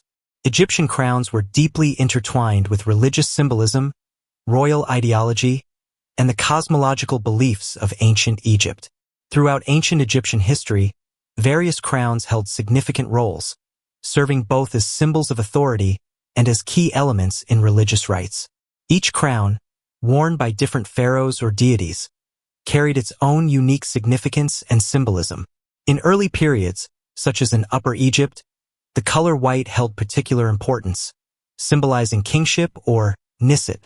Subsequently, from the 18th dynasty onward, the color blue gained prominence. Among the notable crowns were the Atef, Dishret, Hedjet, Kepresh, Skent, and Hemhem. Set comes. He's the Egyptian god of war, chaos, and storms. Set is played by actor Gerard Butler. Set is not depicted as a Scottish man. In ancient Egyptian art and iconography, Set is typically represented as a deity with human or animal features, often depicted with the head of an unidentified creature, sometimes described as resembling a Set animal or typhonic beast. This creature's exact identity is a subject of debate among scholars, but it is not associated with Scottish culture or any specific modern ethnicity. Set gives Horus a hunting horn as a gift. The horn is from the skull of a ram that flattened 10 gods slower than Set. In ancient Egyptian mythology, there isn't a widely known myth or narrative specifically detailing Set giving Horus a hunting horn. The relationship between Set and Horus is typically characterized by conflict and rivalry rather than acts of benevolence or gift-giving. Additionally, in ancient Egyptian mythology, there isn't a widely known myth or narrative involving a god being killed by a ram. The ram does hold significance in Egyptian religion, particularly as an animal associated with certain deities and religious rituals, but not in the context of killing gods. Set has a spear that was given to him by his father Ra to survive in the desert. In Egyptian mythology, there isn't a widely known myth or narrative specifically detailing Ra giving Set a spear. Set mentions that Osiris ruled for 1,000 years of peace. In ancient Egyptian mythology, there isn't a specific time frame mentioned for Osiris's reign as ruler of Egypt. The myths and religious texts provide varying accounts of Osiris's role as a divine king and judge in the afterlife, but they do not typically specify a duration for his rule on earth. Set kills Osiris by stabbing him in the stomach. According to ancient Egyptian mythology, Set killed his brother Osiris out of jealousy and a desire for power. The manner of Osiris's death varies somewhat in different versions of the myth, but one common account involves Set trapping Osiris in a cunningly crafted coffin or sarcophagus and then drowning or suffocating him. While the specific details of Osiris's death can vary, one version of the myth involves Set dismembering Osiris's body after killing him, scattering the pieces across Egypt out of spite. These pieces were then gathered and reassembled by Osiris's wife and sister, Isis, allowing Osiris to be resurrected and become the god of the afterlife. Set declares that people will have to buy their way into the afterlife with riches earned. In ancient Egyptian mythology, Set is not typically portrayed as having control over who enters the afterlife or the judgment of the deceased. Instead, the judgment of souls and their fate in the afterlife were believed to be overseen by other deities, particularly Osiris, the god of the afterlife and resurrection. The concept of buying one's way into the afterlife is not a prominent theme in ancient Egyptian religion. Instead, the emphasis was placed on living a virtuous life, following moral and ethical principles, and performing the proper funerary rites and rituals to ensure a favorable judgment in the afterlife. While Set plays various roles in Egyptian mythology, he is not typically depicted as directly controlling access to the afterlife or requiring payment for entry. Horus takes Set's spear and fights him with it. In some versions of Egyptian mythology, particularly those depicting the battles between Horus and Set, Horus is indeed depicted as wielding a spear or other weapons in his conflicts with Set. Set is using a scepter which is accurate to the myths. The scepters served as symbols of power and authority in ancient Egypt, associated with deities like Set and Anubis. The was hieroglyph represented strength and might in Egyptian culture. However, in ancient Egyptian mythology, Set is not typically depicted as using a shield in combat. While Set is sometimes depicted as wielding various weapons such as spears, axes, or bows and arrows in his battles with other gods, there isn't a widespread tradition of depicting him using a shield in Egyptian mythology. Instead, his iconography often emphasizes his aggressive and confrontational nature, with an emphasis on offensive rather than defensive capabilities. Set cheats by blinding Horus with the sun's reflection on his shield, causing Horus to miss even though he's stated to have perfect sight. In ancient Egyptian mythology, Horus is often associated with keen vision and perception, but the notion of him having perfect sight in the modern sense is not explicitly mentioned in the mythological texts. Nephthys has wings. In depictions related to funerary rituals, Nephthys was often shown as a woman with falcon wings, which were frequently spread outwards, symbolizing her role as a protective guardian. Horus and Set are able to transform into metal man-beast hybrids. There are no widely known myths or narratives in ancient Egyptian mythology that depict the gods transforming into metal man-beast hybrids. Egyptian mythology primarily features gods and goddesses with human or animal forms, and while some deities may have animal-headed or hybrid forms, these are typically consistent within the established iconography of Egyptian religion. Set is able to beat Horus in the fight. In some versions of the myth, Set gains temporary advantages over Horus through cunning or deception, such as tricking Horus into consuming poisoned food or engaging in contests where Set cheats or resorts to foul play. Set rips out Horus's eyes. In some versions of Egyptian mythology, there is a mythological episode where Set, in a fit of rage and jealousy, tears out or damages Horus's eyes during their conflict. The specific details of this episode can vary depending on the source and the particular mythological narrative being considered, but the story typically involves Set's attempt to incapacitate or weaken Horus by targeting his eyes, which are symbols of his power and divinity. Horus's eyes, which are often described as the Eye of Horus or the Wedjat Eye, are powerful symbols of protection, healing, and royal authority in Egyptian mythology, and their loss represents a significant blow to Horus's strength and divine status. Following the blinding of Horus, there are various versions of the myth in which Horus's eyes are restored or healed through the intervention of other deities, such as Thoth or Hathor, or through the use of magical spells and rituals. A guy is able to transform into a minotaur. Minotaurs are not part of Egyptian mythology. The minotaur is a creature from Greek mythology, specifically associated with the Minoan civilization on the island of Crete. According to Greek myth, the Minotaur was a monstrous creature with the body of a man and the head of a bull, dwelling in the labyrinth constructed by King Minos of Crete. In Egyptian mythology, there are no creatures resembling the Minotaur. Egyptian mythology features a rich array of gods, goddesses, monsters, and mythical creatures, but the Minotaur is not among them. An obelisk is being built. Obelisks are not themselves part of Egyptian mythology in the sense of being mythical beings or deities, but they do have significant cultural and religious symbolism in ancient Egyptian culture. Obelisks were monumental stone pillars with a tapered, four-sided shaft and a pyramidal top, often inscribed with hieroglyphic texts or symbolic imagery. They were erected as religious monuments or commemorative structures, typically associated with temples, tombs, or other important sites. In ancient Egyptian religion, obelisks were closely linked to the cult of the sun god Ra and the concept of divine kingship. They were believed to symbolize the rays of the sun, reaching down from the sky to earth, and were often placed in pairs to flank the entrances of temples or mark sacred spaces. It's mentioned that many gods stood against Set in the year that followed, but one by one, they paid with their lives. In Egyptian mythology, Set is primarily associated with the death of Osiris, his brother, whom he kills out of jealousy and ambition. While Set's role as a disruptive force in Egyptian mythology is emphasized through his conflict with Osiris and Horus, there are no widely known myths or narratives specifically depicting Set killing other gods in Egyptian mythology. Zaya is working for a man named Urshu. He's Set's architect and second in command. Urshu does not appear to be a character from traditional Egyptian mythology. The name Urshu does not correspond to any known deity, figure, or mythological entity in ancient Egyptian religious texts or iconography. Bek and Zaya use a telescope. There were no telescopes in ancient Egyptian mythology. The telescope as we know it today, which uses lenses or mirrors to magnify distant objects, was not invented until much later in history. The earliest known telescopes were developed in the early 17th century in Europe, with credit often given to Dutch spectacle makers Hans Lippershey, Zacharias Janssen, and Jacob Medius. Additionally, if both lenses are convex, as they seem to be, it's a Newtonian telescope, which typically results in an inverted image.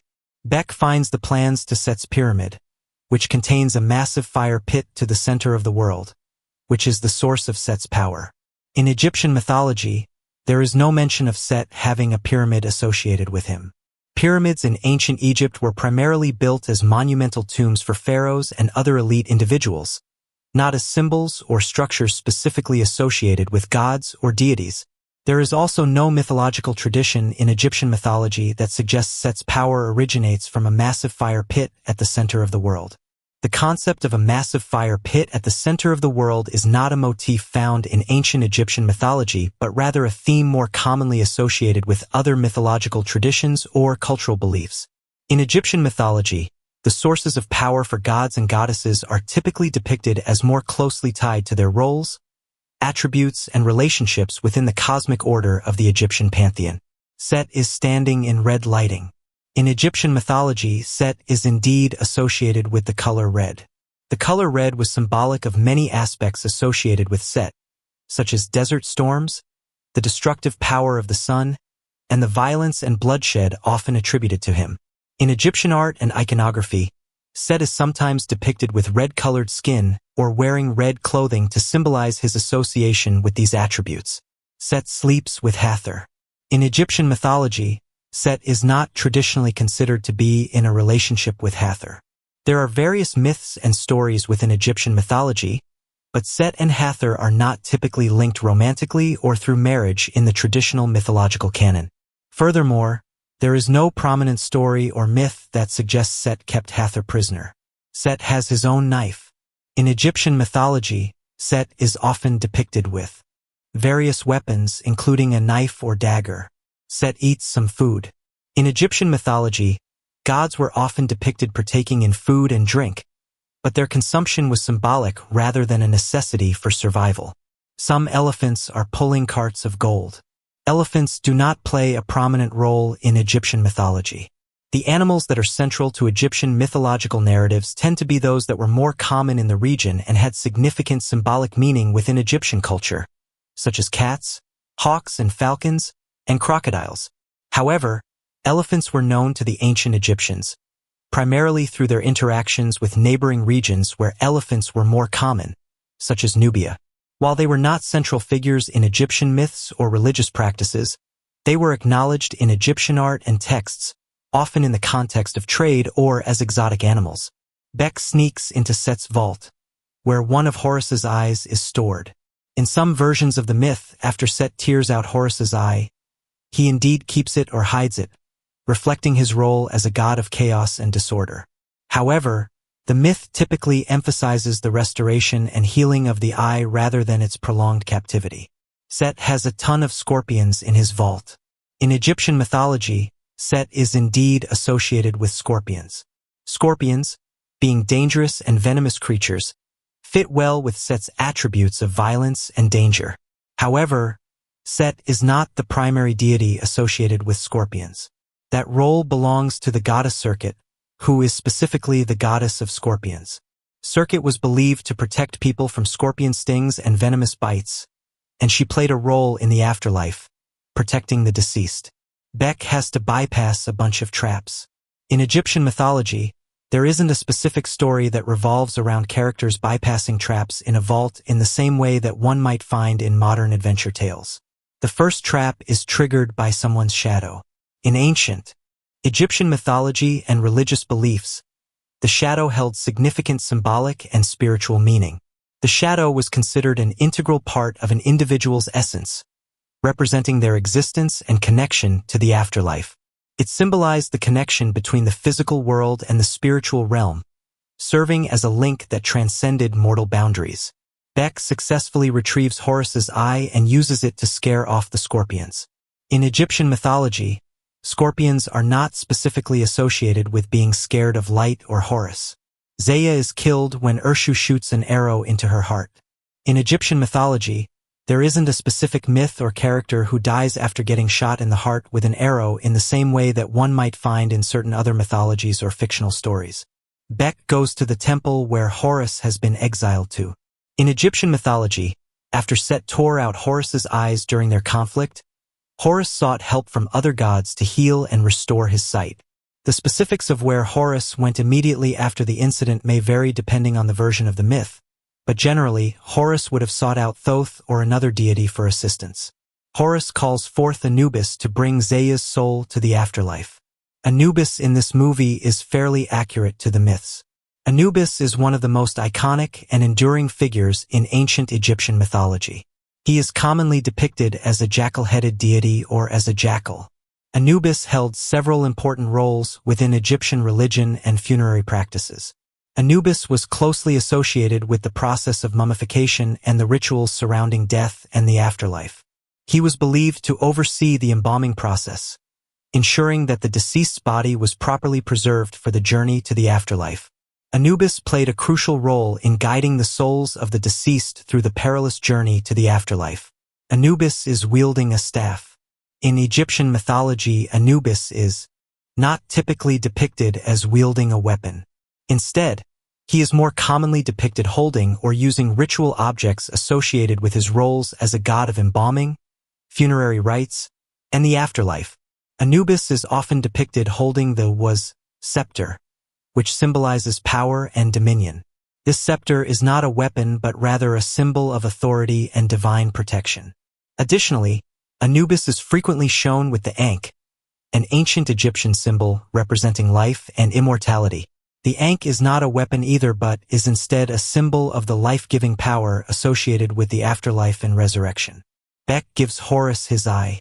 In Egyptian mythology, Thoth is credited with restoring Horus's eye.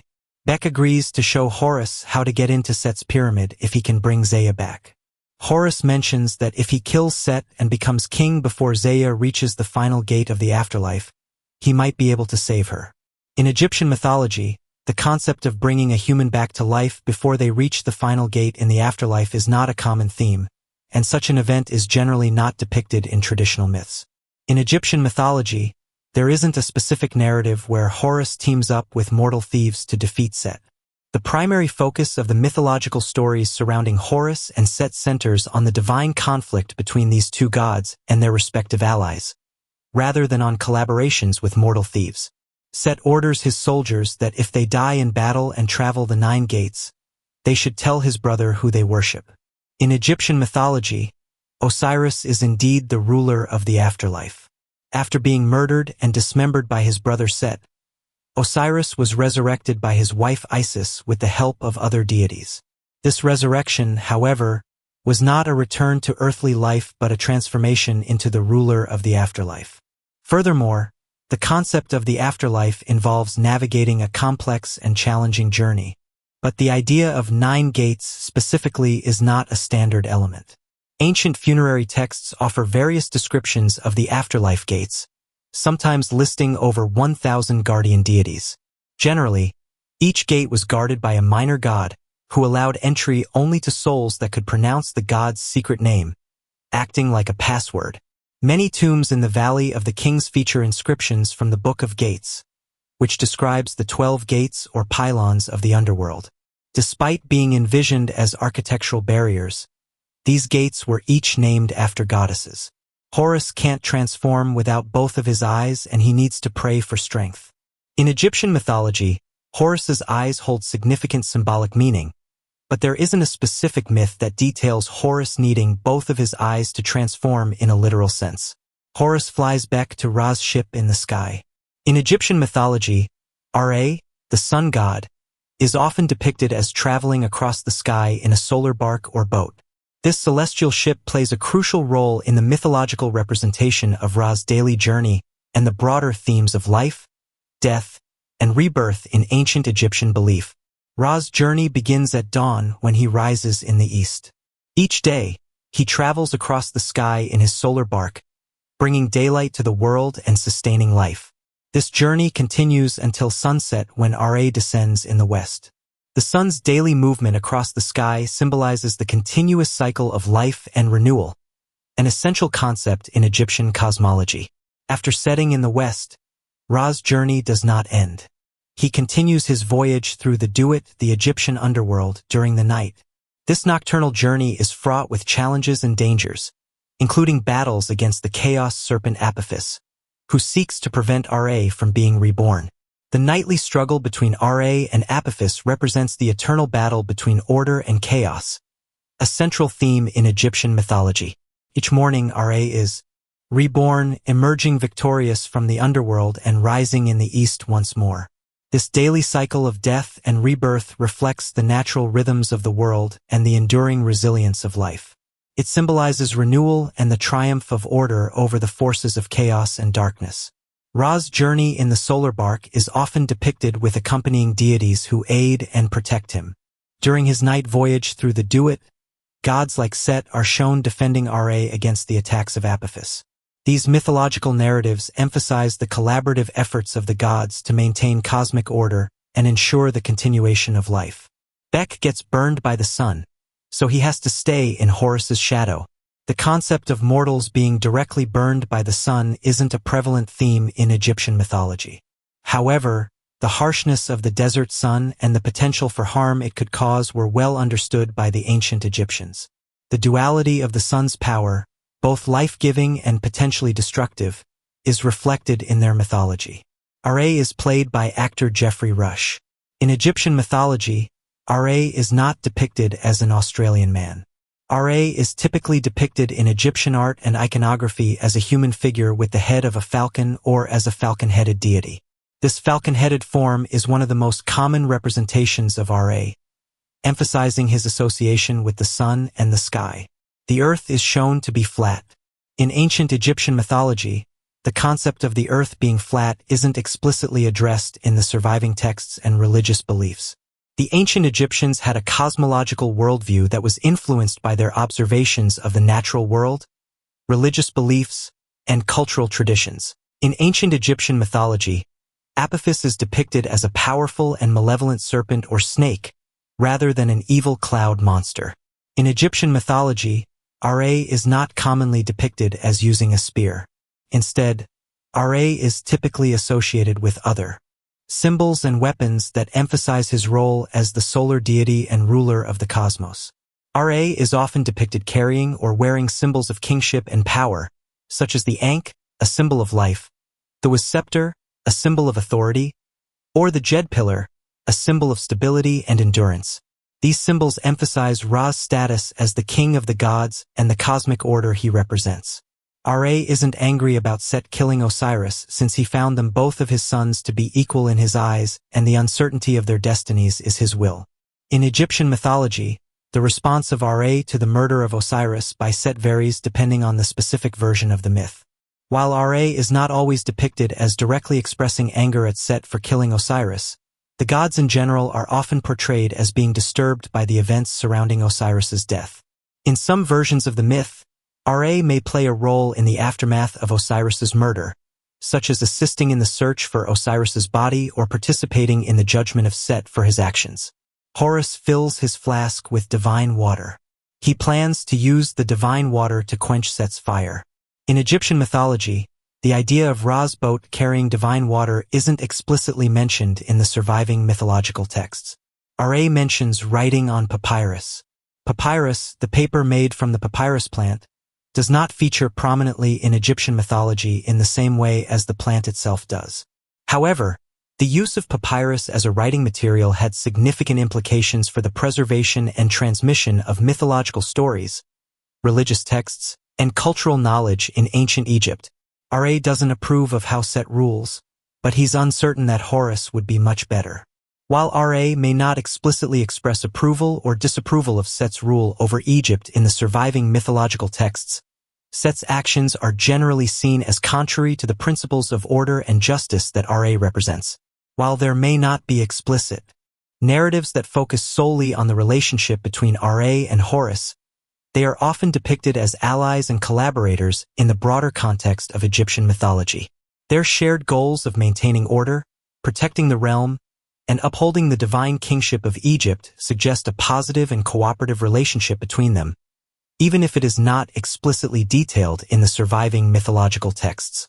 Set has a chariot pulled by two giant winged beetles. In Egyptian mythology, there is no traditional depiction of Say riding in a chariot pulled by giant winged beetles.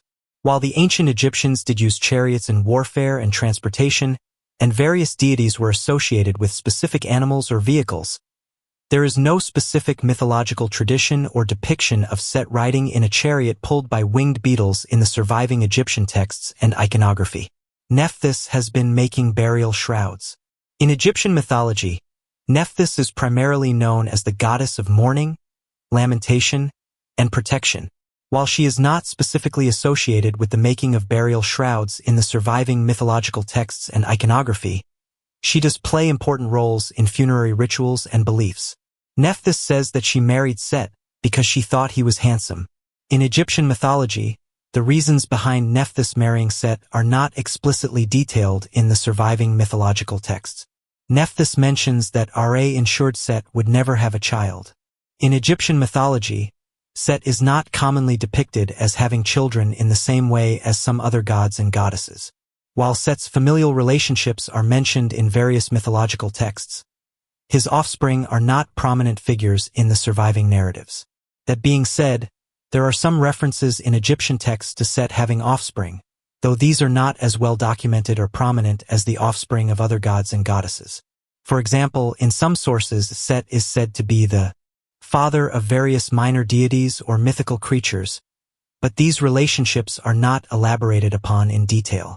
Set kills Nephthys after cutting off her wings. There are no prominent myths or narratives in Egyptian mythology that depict Set killing Nephthys, his sister and counterpart.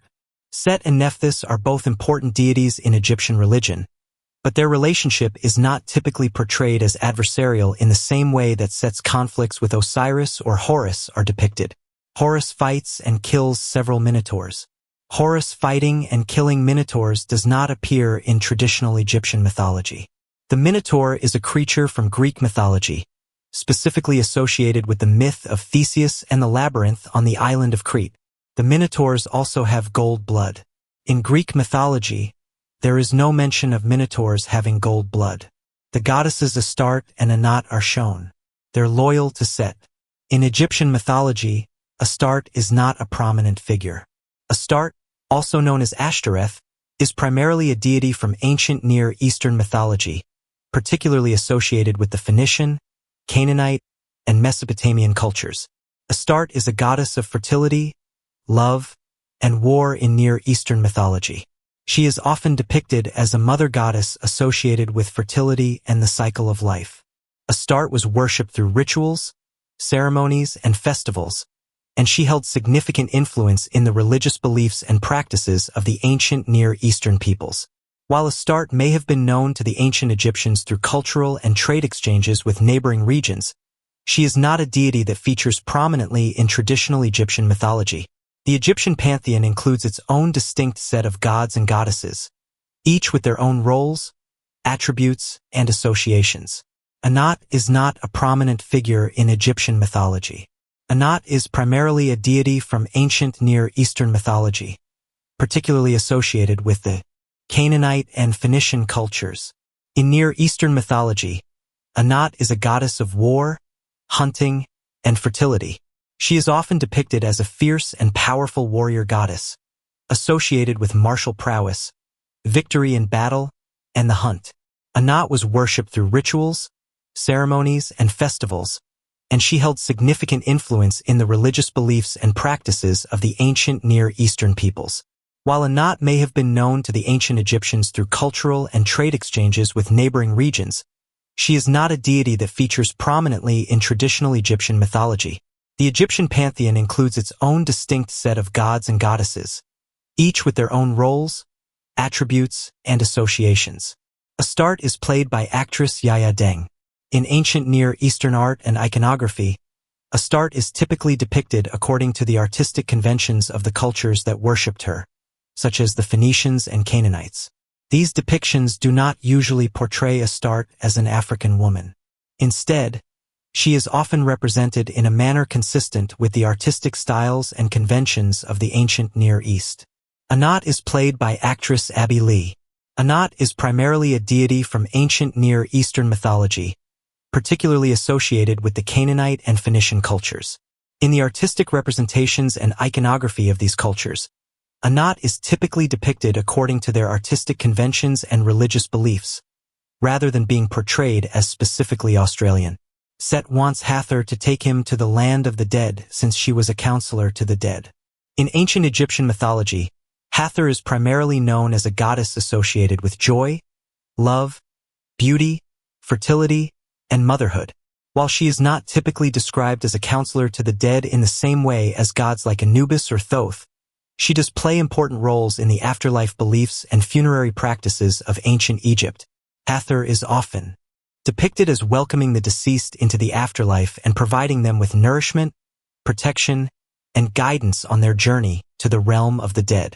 She is sometimes depicted in funerary texts and scenes in tombs, where she offers food, drink, and comfort to the deceased as they make their transition to the afterlife.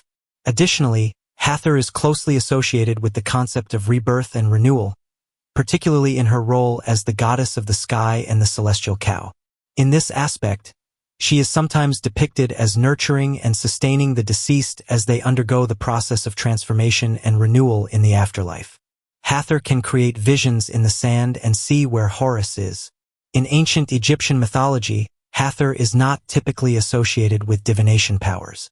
Set wields a khopesh. In ancient Egyptian mythology and iconography, there is no specific evidence or depiction indicating that Set used a khopesh. The khopesh is a type of sword that originated in ancient Egypt and was later adopted by other civilizations in the Near East. While the khopesh itself is a historical weapon rather than a mythological symbol, it does appear in ancient Egyptian iconography, art, and archaeological findings. The khopesh is characterized by its distinct curved blade with a hooked tip, resembling the shape of a sickle or a crescent moon. It was used as a close-quarters weapon by Egyptian warriors and is often depicted in reliefs, paintings, and statues from ancient Egypt, particularly during the New Kingdom period, circa 16th to 11th centuries BCE. In Egyptian mythology, the khopesh does not have a specific symbolic or mythological significance like other divine weapons or artifacts. However, its appearance in Egyptian art and its association with warfare and martial prowess may have contributed to its cultural significance and representation in mythological narratives as a symbol of power, protection, and military strength.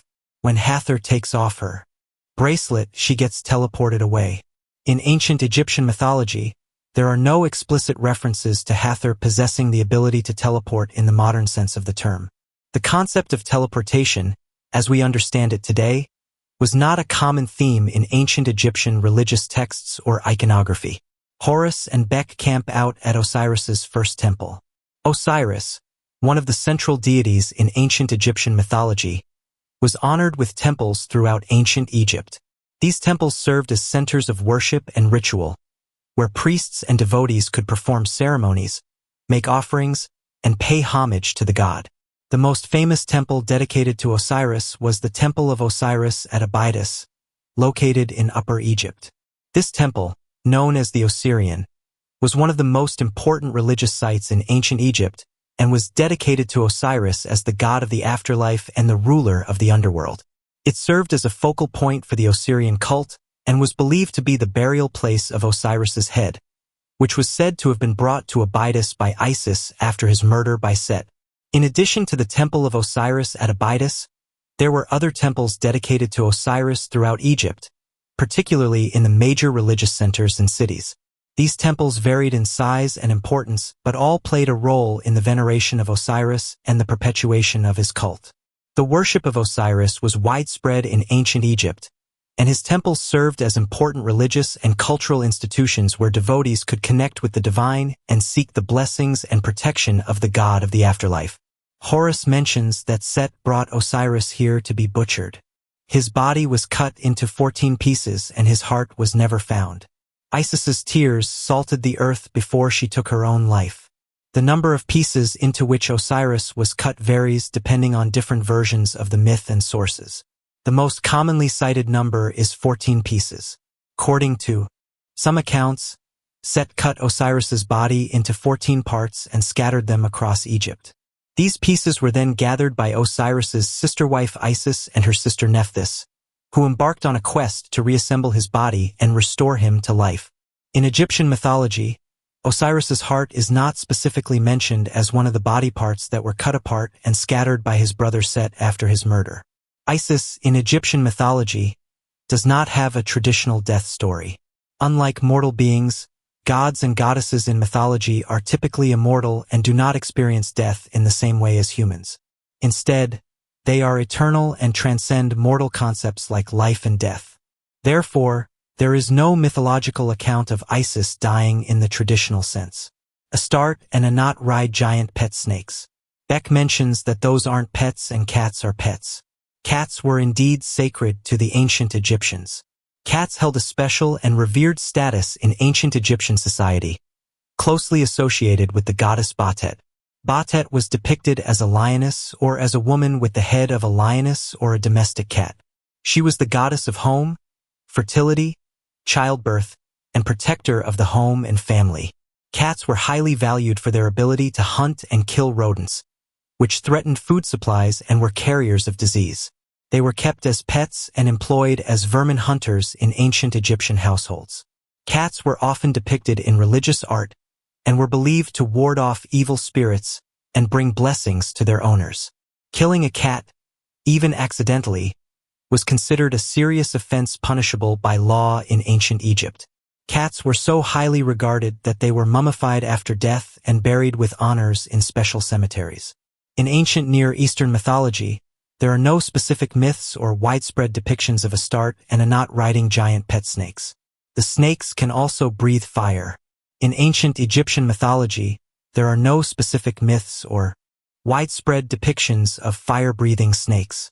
Snakes were indeed present in Egyptian mythology and symbolism, often associated with various deities, including solar and underworld gods. However, their characteristics typically did not include fire-breathing abilities. Snakes held symbolic significance in ancient Egyptian religious beliefs, representing concepts such as protection, regeneration, and divine power. For example, the uraeus, a stylized representation of a cobra, was a symbol of protection and royal authority, often depicted on the headdresses of pharaohs and other deities. Anat is killed when her snake goes over the cliff. In ancient Near Eastern mythology, Anat is not typically depicted as having a death in the mythological narratives. Hathor comes and orders the other snake to burn itself and Astarte. Hathor can control any man, woman, or beast to do her bidding unless their heart already belongs to another. In ancient Egyptian mythology, there are no specific myths or narratives that depict Hathor as directly controlling other people to do her bidding in the manner of mind control or manipulation. Additionally, in ancient Near Eastern mythology, there is no specific mythological narrative or tradition regarding the death of Astarte. Hathor mentions that Set captured a sphinx to guard his pyramid and protect the fire. The sphinx will kill all who enter if they can't answer its riddle. The sphinx is part of Egyptian mythology, but it also appears in Greek mythology, each with distinct characteristics and roles. In Egyptian mythology, the sphinx is typically depicted as a lion with a human head, often representing a pharaoh or a guardian figure. The most famous example is the Great Sphinx of Giza, which is believed to represent the pharaoh Khafre. In this context, the sphinx symbolizes strength, wisdom, and protection. While the sphinx itself does not directly guard the pyramids in a physical sense, its position and symbolic meaning are closely tied to the protection and sanctity of the pyramidal tombs of the ancient Egyptian kings. Furthermore, the Egyptian sphinx does not ask riddles. The concept of a sphinx asking riddles is specific to Greek mythology. The Egyptian sphinx is more about physical guardianship and protection. The characters visit Thoth's lair in a swamp. In Egyptian mythology, Thoth does not have a specific lair that is commonly described as being located in a swamp. Thoth was often associated with the moon, as well as with the city of Hermopolis where he was worshipped. Thoth can clone himself many times. In Egyptian mythology, Thoth is not typically associated with the ability to clone himself in the modern sense of cloning. Thoth says he can't lie. Thoth's role as a scribe of the gods and a mediator in disputes implies that he is fundamentally aligned with truth and fairness. There are no significant myths or stories that suggest Thoth is capable of lying or acting deceitfully. Instead, he is portrayed as a deity who upholds truth and assists in the proper functioning of the cosmos/therefore. Within the context of Egyptian mythology, Thoth is not depicted as a god who lies. His character and actions are more aligned with wisdom, truth, and justice. Thoth is studying lettuce. In ancient Egypt, lettuce was actually associated with the god Min. He was known for his strong love of lettuce. Thoth says that he watched the world come into being. In Egyptian mythology, Thoth is primarily known for his role as a god of wisdom, writing, and magic, rather than as a creator deity who directly witnesses the world coming into being. The creation of the world, according to Egyptian mythology, typically involves other gods such as Atum, Ra, and Ta, depending on the specific mythological tradition. Hathor tells Beck that she was known as the mistress of the West. Her duty was to help dead souls make their way to the afterlife. That statement is generally accurate in Egyptian mythology. Hathor was sometimes referred to as the mistress of the West because she played a role in guiding souls to the afterlife. The West was associated with the realm of the dead in Egyptian mythology, where the sun set each day, symbolizing the journey towards the afterlife. Hathor, along with other goddesses such as Isis and Nephthys, had a nurturing and protective role in the afterlife. She helped deceased souls navigate the perilous journey through the underworld, ensuring they reached their final destination and could achieve eternal life. Hathor allows Beck to talk to Zaya, but Anubis interrupts the conversation and says that the dead are not permitted to speak with the living. While Egyptian mythology allowed for the possibility of communication between the dead and the living through rituals and divine intermediaries, it did not typically depict casual or unrestricted interaction between them in everyday life. Set's pyramid is constantly shifting. There are no myths or legends in Egyptian mythology that describe pyramids shifting or moving. Pyramids in Egyptian mythology and history are monumental structures built as tombs for pharaohs and other prominent individuals, such as members of the royal family and nobility. They were constructed using stone blocks and were meant to be solid and stable structures, not capable of movement or shifting. The characters encounter the Sphinx. The riddle asked is, "I never was, am always to be. No one ever saw me, nor ever will, and yet, I am the confidence of all who live and breathe. What am I?" The answer is tomorrow. This riddle is not part of Egyptian mythology. It's a classical riddle that has been attributed to various sources over time, including Greek philosophy and literature. The answer to the riddle is tomorrow because tomorrow is always in the future. It never actually arrives because when it does, it becomes today. It is unseen and intangible yet is a source of hope and anticipation for people. This type of philosophical riddle is more reflective of Western literary traditions rather than Egyptian mythology, which tends to focus on deities, creation myths, and symbolic representations of life and death. The Sphinx's design in the movie is not accurate. The Egyptian Sphinx is typically depicted as a mythical creature with the body of a lion and the head of a human, often wearing a headdress or nemes, a striped headcloth worn by pharaohs. The Sphinx crumbles and dies upon being given the correct answer to the riddle. In Egyptian mythology, there is no specific story or legend where the Sphinx is said to die upon the correct answer to a riddle. The concept of the Sphinx asking a riddle and killing those who fail to answer correctly is actually more closely associated with Greek mythology, particularly the story of Oedipus and the Sphinx of Thebes. In the Greek myth, the Sphinx posed a riddle to travelers and inhabitants of Thebes. What walks on 4 legs in the morning, 2 legs at noon, and 3 legs in the evening? Oedipus famously answered correctly, saying that it was man, who crawls on all 4s as a baby, walks on 2 legs as an adult, and uses a cane in old age. Upon hearing the correct answer, the Sphinx was so distraught that it threw itself off a cliff, thus ending its life. Set steals Thoth's brain. In Egyptian mythology, there is no account of Set stealing Thoth's brain. Hathor takes off her bracelet and is pulled away by the demons. This didn't happen in Egyptian mythology since the bracelet isn't a thing. People in the afterlife are judged at the Hall of Two Truths. The Hall of Two Truths is indeed part of Egyptian mythology. It plays a crucial role in the Egyptian afterlife beliefs, particularly in the context of the judgment of the deceased. The judges in the movies seem to be old guys. In Egyptian mythology, during the judgment of the deceased in the Hall of Two Truths, several deities played significant roles as judges. People offer gold and jewels to be weighed against a feather. In Egyptian mythology, during the judgment of the deceased in the afterlife, it was not their gold and jewels that were weighed against a feather, but rather their heart. The heart of the deceased was placed on one side of a scale, and the feather of Ma'at, representing truth, justice, and cosmic order, was placed on the other side. The heart symbolized the essence of the individual's moral and ethical actions during their lifetime. It was believed to be the seat of a person's emotions, thoughts, and intentions. If the heart balanced perfectly with the feather of Ma'at, it indicated that the deceased had lived a virtuous life in accordance with Ma'at's principles. Such individuals would proceed to the afterlife, typically joining the realm of Osiris in the field of reeds, Aru. If the heart of the deceased was heavier than the feather of Ma'at, it suggested that the person had committed sins or transgressions during their lifetime. In such cases, the monstrous goddess Ammit, also known as Ammit or Amuti, would be present. Ammit had the head of a crocodile, the forequarters of a lion, and the hindquarters of a hippopotamus, symbolizing the dangers of the Nile River. She was known as the devourer of the dead or eater of hearts. It was believed that Ammit awaited those whose hearts were deemed unworthy in the judgment process. If Ammit devoured the heart of the deceased, it meant the person's soul would be destroyed or annihilated, essentially ceasing to exist in the afterlife. This fate was considered one of the worst outcomes, as it denied the individual eternal life and peaceful existence in the afterworld.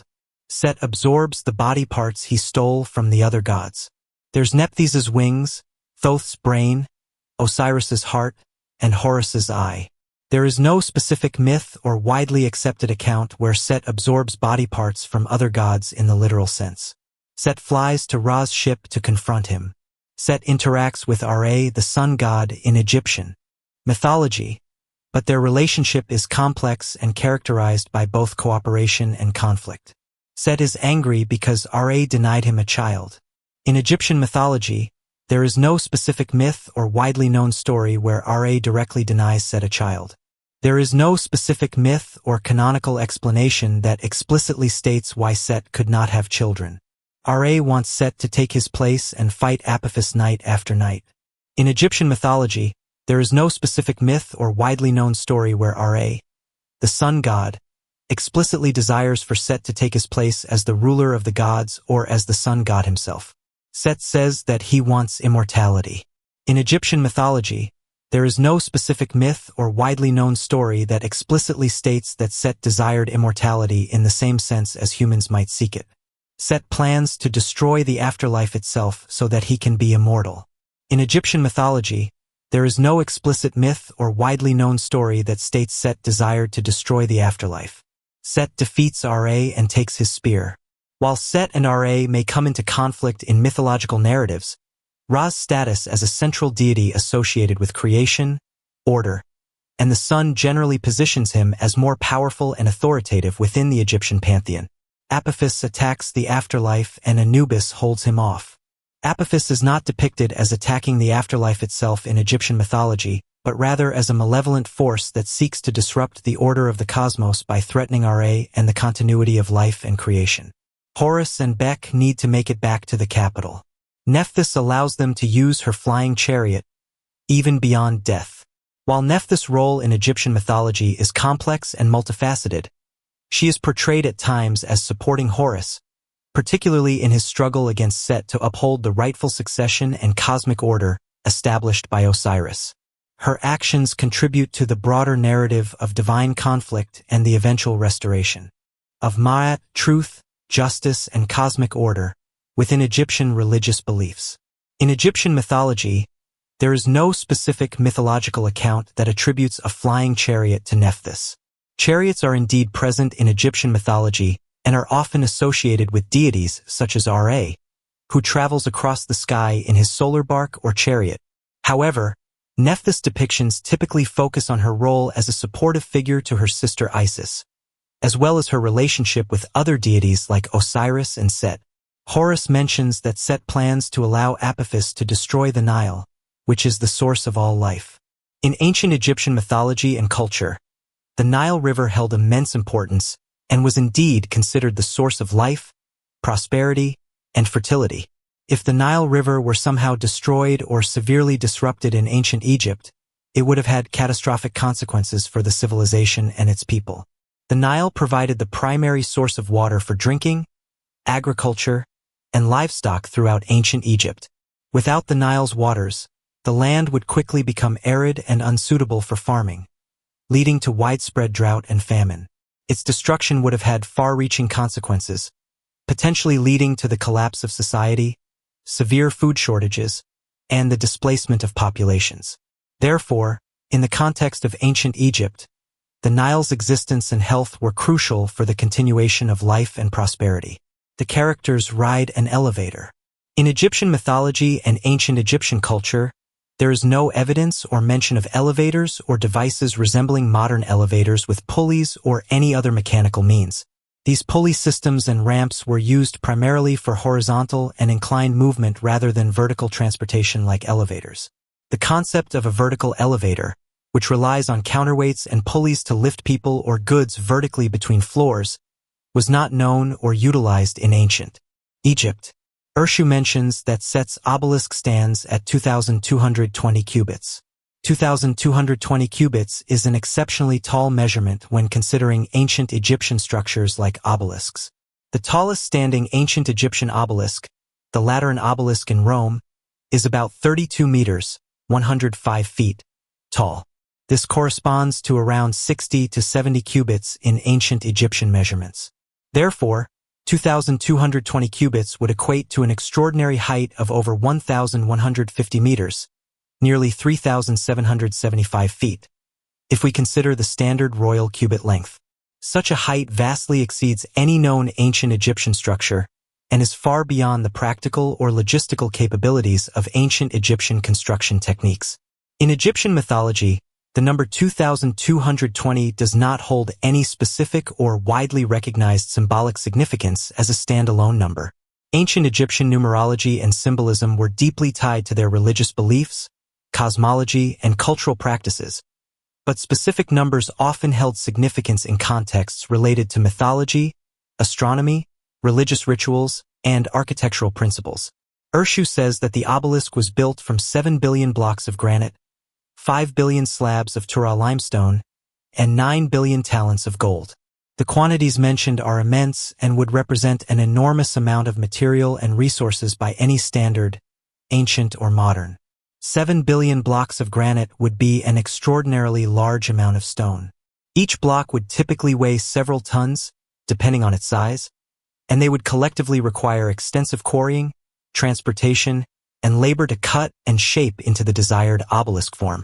5 billion slabs of Tura limestone would also be a massive quantity.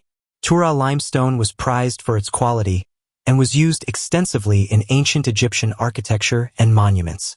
Each slab would need to be quarried, transported, and carefully placed in the construction process. 9 billion talents of gold is an astronomical amount. In ancient times, a talent was a unit of weight used for precious metals, and the exact weight varied across civilizations and historical periods.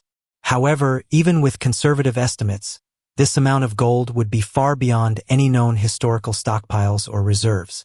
Considering the logistics, labor, and technological capabilities of ancient Egypt, it would be practically impossible to gather and use such vast quantities of material and resources for a single obelisk or monument. 5,931 slaves died while building the obelisk. In ancient Egypt, the construction of obelisks and other monumental structures was carried out by skilled laborers and craftsmen rather than slaves. The ancient Egyptians had a sophisticated workforce organized through the centralized state administration, where laborers were often employed on a rotational basis, particularly during the annual flooding season, when agricultural work was minimal. There is no specific historical evidence to suggest that a significant number of people died during the construction of obelisks in ancient Egypt. The process of quarrying, transporting, and erecting obelisks did involve physical labor and inherent risks, but it was generally conducted by skilled craftsmen and organized labor forces rather than by forced labor or slaves. Urshu falls off the elevator to his death. In ancient Egyptian mythology, there is no specific mythological account or tradition regarding the death of a figure named Urshu. It's possible that the name Urshu may not be directly associated with Egyptian mythology or any known deity, pharaoh, or significant historical figure from ancient Egypt. Horus was able to fly all along. He just needed to believe in himself and realize that his true goal was protecting his people, not seeking revenge at all costs. Horus defeats Set. In Egyptian mythology, the accounts vary, but generally, Horus defeats Set through a series of challenges and divine arbitration. Horus and Set engage in several battles and contests, often depicted as symbolic of cosmic and earthly struggles. These conflicts range from physical combat to contests of wit and divine favor. Horus kills Set. In Egyptian mythology, the stories regarding Horus and Set vary across different texts and traditions. While there are accounts where Horus defeats Set in their conflicts, leading to Horus becoming the rightful ruler and establishing order, there is no definitive mythological version that depicts Horus killing Set in a straightforward manner. Horus returns Ra's spear to him and he uses it to hold off Apophis. In Egyptian mythology, Ra's inability to permanently kill Apophis is tied to the fundamental cosmological beliefs and the symbolic nature of their conflict. Egyptian mythology is deeply rooted in the concept of balance and harmony. Ra represents order, light, and life, while Apophis symbolizes chaos, darkness, and destruction. Their perpetual struggle reflects the ongoing balance and interplay between these opposing forces. Apophis embodies chaos in its purest form, an unpredictable and uncontrollable force that cannot be completely eradicated. In Egyptian cosmology, chaos is seen as a necessary counterpart to order, playing a role in the ongoing renewal and regeneration of the universe. A kid finds Horus's other eye and gives it to him. In Egyptian mythology, the story of how Horus regained his eyes after they were injured or stolen varies across different versions of the myth. Thoth or other gods perform magical rituals or spells to restore Horus's eyes. These rituals often involve gathering the parts of the damaged eye, healing them, and reuniting them with Horus. Ra teleports into the tomb to meet Horus. In Egyptian mythology, Ra is not typically depicted as having the ability to teleport in the modern sense of instantaneously moving from one place to another. Bek dies from his injuries. However, Horus asks Ra to bring Bek and Zaya back to life, which he does. Ra also brings back the other gods who Set killed. In Egyptian mythology, Ra is not typically portrayed as having the ability to bring people back from the dead in the same way as resurrection or revival in modern concepts. The concept of resurrection and the afterlife in Egyptian beliefs was complex and multifaceted, involving different deities and rituals. Ra can't bring Horus's parents back to life since they have already long since passed into the afterlife. In Egyptian belief, gods like Osiris and Isis were eternal beings, not mortal, and they held significant roles in the afterlife. Osiris, as the ruler and judge of the dead, ensured that deceased souls were judged fairly and granted eternal life in the field of reeds, a paradise-like realm. Isis, on the other hand, continued to protect the deceased and provide magical assistance in their journey to the afterlife. Horus becomes the new king. According to Egyptian mythology, after Horus defeated Set in their prolonged conflict, he became the rightful king of Egypt. Horus declares that the afterlife must be earned not by gold, but with good deeds, compassion, and generosity. In Egyptian mythology, Horus is primarily associated with kingship, protection, and divine authority, but he is not typically depicted as controlling the afterlife in the same manner as Osiris or other deities directly associated with the realm of the dead. In conclusion, we've explored how the Gods of Egypt movie compares to Egyptian mythology. While the film captures the grandeur and mythical elements of ancient Egypt, it also takes creative liberties with the stories of gods like Horus, Set, and Ra. Some similarities, like the epic battles and divine powers, align with the myths, but there are notable differences in character portrayals and plot twists. Whether you're fascinated by the film's spectacle or drawn to the rich tapestry of Egyptian lore, it's clear that both offer unique perspectives on the legendary gods of this ancient civilization. What did you think of the Gods of Egypt movie? Did you find it an interesting portrayal of Egyptian mythology? Or were there aspects that didn't quite match your expectations? Gods of Egypt offers a thrilling adventure into the mythical world of ancient Egypt, where gods walk among mortals and epic battles unfold. While the movie takes creative liberties with Egyptian mythology, presenting a fantastical version of deities like Horus, Ra, and Set, it provides a visually stunning and action-packed experience. The film's CGI effects bring the gods' powers to life in dazzling ways, from giant transformations to spectacular battles that keep you on the edge of your seat. The portrayal of Egyptian landscapes and architecture is rich and immersive, capturing the grandeur of this ancient civilization.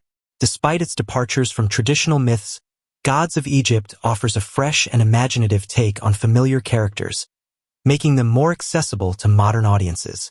The dynamic between Horus and Set, filled with rivalry and redemption, adds emotional depth to the story. Overall, if you're looking for an entertaining fantasy adventure with breathtaking visuals and a dash of mythology, Gods of Egypt delivers an enjoyable cinematic experience that transports you to a world where gods and mortals collide in epic fashion. The director cited several films as influences on Gods of Egypt, including Sergio Leone's westerns, The Man Who Would Be King, 1975, The Guns of Navarone, 1961, Lawrence of Arabia, 1962, and Raiders of the Lost Ark, 1981. Lionsgate had hoped Gods of Egypt would kickstart a new franchise following the success of the Hunger Games films. However, due to its disappointing performance at the box office, the likelihood of a sequel seems uncertain. In the week leading up to the film's release, Lionsgate launched the tie-in mobile game Gods of Egypt, Secrets of the Lost Kingdom, on both iOS and Android platforms. What movie or show would you like to see compared next to its mythological roots? Do you have any suggestions or preferences for what mythological themes or stories you'd like explored in future comparisons? Let me know. Gods of Egypt had a lot of potential, but it didn't fully deliver. As a big fan of Egyptian mythology, I enjoyed the movie for what it is, but it's nowhere near as good as it could have been. In this video, we'll look at what went wrong with Gods of Egypt and how some simple changes could have made the movie much better. The movie opens with a lengthy narration scene about the gods, explaining their powers and roles. Instead of just telling us everything, it would have been much more engaging to show it. For instance, when the narrator mentions that the gods can transform into terrifying creatures, imagine a scene where Horus stands tall, his eyes narrowing as he transforms into a fierce falcon, soaring through the sky with grace. Meanwhile, Set could transform into a massive creature, causing the ground to tremble with each movement. By visually demonstrating these transformations, with the audience longer, the gods living among mortals takes away some of their mystique and makes them feel less special. In many other mythology-based movies, gods are depicted as powerful beings who operate from a higher realm, showcasing their divine nature and the awe they inspire. Having them walk among mortals can dilute that sense of wonder and create a more mundane feel for these otherwise majestic characters. It would have been better if the gods maintained a more elevated status, perhaps appearing in the mortal realm only in specific circumstances or during significant events. By keeping them more distant, the movie could have highlighted their power and significance, allowing mortals to view them with reverence and fear. This separation would emphasize the contrast between the divine and the human, making interactions between gods and mortals feel more impactful. Additionally, if the gods had a more mythical presence, it could have led to more dramatic moments when they did choose to intervene in mortal affairs. Their rare appearances could create a sense of excitement and anticipation, making the stakes higher when they engage with the world. This way, when the gods did show up, it would be a very big deal, an event that changes everything for the mortals involved. By enhancing their status and keeping them somewhat aloof, the film could have created a more engaging and compelling portrayal of Egyptian mythology. We're introduced to Bek, the film's protagonist, but he comes off as little more than a copy of Aladdin, a charming thief with quick hands and a knack for getting into trouble. The problem is, while Beck isn't completely devoid of personality, he doesn't stand out as a memorable or unique character. To really make Beck shine, he needs traits that set him apart from the typical scrappy thief archetype. Imagine if Beck had a more complex personality, a mix of roguish charm, clever wit, and a bit of cocky confidence, but balanced with vulnerability. Maybe he has a cynical view of the gods because he's grown up believing they don't care about mortals, which gives him a sarcastic, irreverent edge when interacting with Horus. He could use humor as a defense mechanism, but underneath that tough exterior, he's deeply motivated by loyalty and love for Zaya. Beck could also have a unique skill set that makes him more than just a thief. Maybe he's incredibly resourceful, always finding creative ways to outsmart enemies or solve problems, making him not just a sidekick, but a vital part of the team. His backstory could hint at a difficult upbringing, where he learned how to survive on his wits, and this would explain his mistrust of both gods and people in power. But over the course of the movie, he learns that some gods, like Horus, are worth fighting for, giving him a stronger emotional arc. By giving Beck these memorable traits, a sarcastic wit, a resourceful mind, and a personal journey of trust and belief, the audience would have a character they could root for, someone with depth who is more than just another hero in the mold of Aladdin. He'd feel like a character who belongs in the epic, mythological world of gods of Egypt, but also brings a grounded, relatable human element to the story. Beck's girlfriend Zaya is pretty generic, mainly serving as a plot device to motivate Beck rather than having her own depth and personality. While it's common for love interests to drive a character's actions, this can make them feel one-dimensional and forgettable. It would have been better if Zaya had her own distinct traits, aspirations, and challenges that made her more than just Beck's love interest. For instance, giving Zaya a more active role in the story could have added richness to her character. Instead of just being someone for Beck to save, she could have been portrayed as strong and resourceful in her own right. Perhaps she has her own goals and dreams, which would add layers to her character and make her relationship with Beck feel more meaningful. If she were shown taking risks or making sacrifices for her own beliefs, it would establish her as an equal partner in their dynamic, rather than simply a damsel in distress. Additionally, incorporating a backstory for Zaya that connects her to the larger narrative could have given her character more significance. For example, maybe she has a unique connection to one of the gods, or possesses a hidden power that plays a role in the story. This would not only make her a more integral part of the plot, but also enrich her relationship with Beck as they navigate their challenges together. By developing Zaya beyond a mere motivation for Beck, the film could have created a more engaging and balanced character dynamic that resonates with the audience. There's been a lot of talk about casting non-Egyptian actors to play the Egyptian gods. Honestly, it doesn't bother me too much since in other mythology-based movies or shows, the actors aren't usually from the same nationality or ethnicity as the culture they're playing either. This is a fantasy movie after all, not a historical one. That said, having Egyptian actors play the gods would have made the movie feel more authentic and helped avoid the backlash over the casting choices. One way they could have handled this issue is by making the gods fully CGI animal-human hybrids like they did with Anubis, and just having the actors provide the voices. This would have been more accurate to the mythology, where the gods are often shown with animal heads. Actors voicing characters from different nationalities or ethnicities happens pretty often in movies and TV, and it's not usually a big deal. Take Aladdin for example. Robin Williams voiced the genie, a character rooted in Middle Eastern folklore, even though Williams wasn't from that background. Another good example is Kung Fu Panda, where Jack Black voices Pa, a panda in ancient China. Even though the movie is set in China, most of the other cast members, like Angelina Jolie, Dustin Hoffman, and Seth Rogen, don't share any connection to Chinese culture. And people loved it. This kind of casting is common in animation, where the focus is on the voice performance and how well it brings the character to life, not necessarily whether the actor matches the character's nationality or ethnicity. So, if Gods of Egypt had gone with CGI gods voiced by the actors, it likely wouldn't have caused as much controversy. The actors could have delivered strong performances while the visuals stayed true to the mythology. Set wants to take Osiris' place as King of Egypt, claiming that Osiris hasn't accomplished anything in 1,000 years of peace.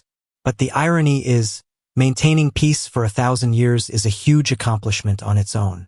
If Osiris was able to prevent war, disease, famine, plagues, and other disasters for so long, then that actually makes him an incredibly capable and effective ruler. Maintaining stability and prosperity over that length of time shows true strength in leadership. Set shouldn't be angry about that. Who even wrote the script for this movie? Oh right, the same geniuses behind Morbius and Madame Web. Suddenly, all that awkward dialogue makes perfect sense. Instead of this weak reasoning, they should have given Set a more compelling motivation. It would have made his character and the conflict much more interesting. Here are a few better motivations for Set's desire to overthrow Osiris. Jealousy over divine favor. Set could feel overshadowed by Osiris, not just as a king, but as a favored god among mortals. While Osiris is praised for peace and prosperity, Set might resent being associated with chaos and the harsh desert, believing he deserves recognition for his own strengths. Belief in strength through conflict. Set could genuinely believe that peace has made Egypt weak, vulnerable to outside threats or internal decay. He might think Osiris' peaceful rule has led to complacency and that only a strong, more aggressive ruler can make Egypt truly powerful and ready to face future dangers. A desire for change and progress. Set could feel that Osiris' long rule has caused Egypt to stagnate. While peace is valuable, Set might argue that progress, innovation, or expansion is needed to make Egypt truly great. He could want to push the kingdom forward in ways that Osiris, focused on maintaining balance, might resist. A personal grudge. Set could harbor a deep personal resentment toward Osiris. Perhaps Osiris wronged him in the past or failed to recognize Set's own contributions. This motivation would give the conflict a more personal and emotional edge, making Set's desire to overthrow him more than just about power. Influence of dark forces. Set could be manipulated by a darker, more dangerous entity or force that preys on his desires, promising him greater power if he seizes the throne. This would add a layer of complexity, with Set being driven by ambition but also unknowingly falling into a greater, more destructive plan. A disagreement over humanity's future. Maybe Set feels that Osiris has been too soft on humanity, letting mortals live without enough respect or fear of the gods. Set could want to bring back a stronger divine rule, where the gods are feared and worshipped more seriously. He might believe that Osiris' kindness has made people forget their place. Set kills Osiris by stabbing him in the stomach, which feels like a pretty underwhelming way for such a powerful god to die. This method lacks the nuance and cunning that's often associated with Set's character in mythology. Instead of showcasing his devious nature, it portrays him as just another villain relying on brute force. They should have opted for the method from the myths, where Set tricks Osiris into lying down in a specially made chest. By sealing it shut and throwing it into the Nile River, Set demonstrates a level of cunning and treachery that really emphasizes his role as the god of chaos and disorder. Using this method would not only make Set seem more sinister, but it would also enhance the drama of the scene. It adds layers of manipulation and betrayal that are crucial to understanding Set's character. This isn't just a simple act of violence. It's a calculated move that shows how Set uses deceit to achieve his goals. It would illustrate how he exploits Osiris's trust and innocence, making his victory even more tragic and impactful. Moreover, this approach creates a richer narrative by highlighting the themes of betrayal and the consequences of misplaced trust among the gods. Set's actions could serve as a cautionary tale for other characters, reinforcing the idea that appearances can be deceiving. This level of intricacy in his method would deepen the viewer's understanding of the stakes involved, making the story much more compelling and engaging. Instead of a straightforward act of violence, we'd see a layered conflict where cunning and trickery play a central role, truly capturing the essence of Set as a character steeped in treachery. There are plenty of gods present, but for some reason, they don't lend a hand to Horus in his fight against Set. This feels like a missed opportunity. Imagine how much more epic it would have been if all the gods teamed up to take on Set. But even together, they weren't strong enough to defeat him. That would really elevate Set as a villain, showing just how powerful and unstoppable he is. Instead of making it seem like Horus is on his own, this could have given more weight to Set's dominance, proving that even with the combined might of the gods, he's still a terrifying force to be reckoned with. It would also make Horus's eventual victory feel more earned and monumental. Beck has to team up with Horus to defeat Set in order to bring his girlfriend, Zaya, back to life. However, the idea of bringing characters back from the dead can be a slippery slope. It makes the threat of death feel less serious because if characters can simply come back to life, then it takes away the emotional weight of their struggles and sacrifices. This setup can make it seem like there are no real stakes. If a character dies, they can just return, which makes the journey feel less important. A more believable motive for Beck could be the desire to protect others from the same fate as Zaya. Instead of simply wanting to bring her back to life, Beck could be driven by the pain of losing Zaya and a strong sense of justice. He might want to stop Set not just for Zaya, but to prevent Set from harming anyone else. This could add layers to Beck's character. He could feel responsible for not being able to protect Zaya when she was alive, and now he wants to ensure that no one else suffers the same loss. This would give Beck a deeper purpose, making his quest about fighting against evil and protecting the innocent rather than just seeking a personal gain. By making it about stopping Set and safeguarding others, Beck's journey becomes more relatable and meaningful. It shows his growth as he transforms from someone motivated by personal loss to a hero fighting for the greater good. There's a character who's a minotaur, but since minotaurs come from Greek mythology, it feels out of place in an Egyptian setting. If the filmmakers wanted to include some mythical creatures, they should have drawn from Egyptian mythology instead. Egypt has a rich tapestry of fascinating creatures and deities that could have added depth and authenticity to the story. By incorporating these elements, the film could have created a more cohesive and immersive experience that respects the traditions of Egyptian mythology while enhancing the narrative with creatures that truly belong to that world. This way, the audience would connect more with the story and its mythological roots. Ra battles Apophis, which is depicted as a giant cloud. However, in Egyptian mythology, Apophis is actually a massive snake or serpent, representing chaos and destruction. By portraying Apophis as a cloud, the movie misses the opportunity to create a truly menacing presence. A giant serpent would have been far more intimidating, capturing the essence of Apophis as the embodiment of evil that Ra must constantly fight against. Later in the movie, some characters ride giant snakes, showcasing impressive CGI models.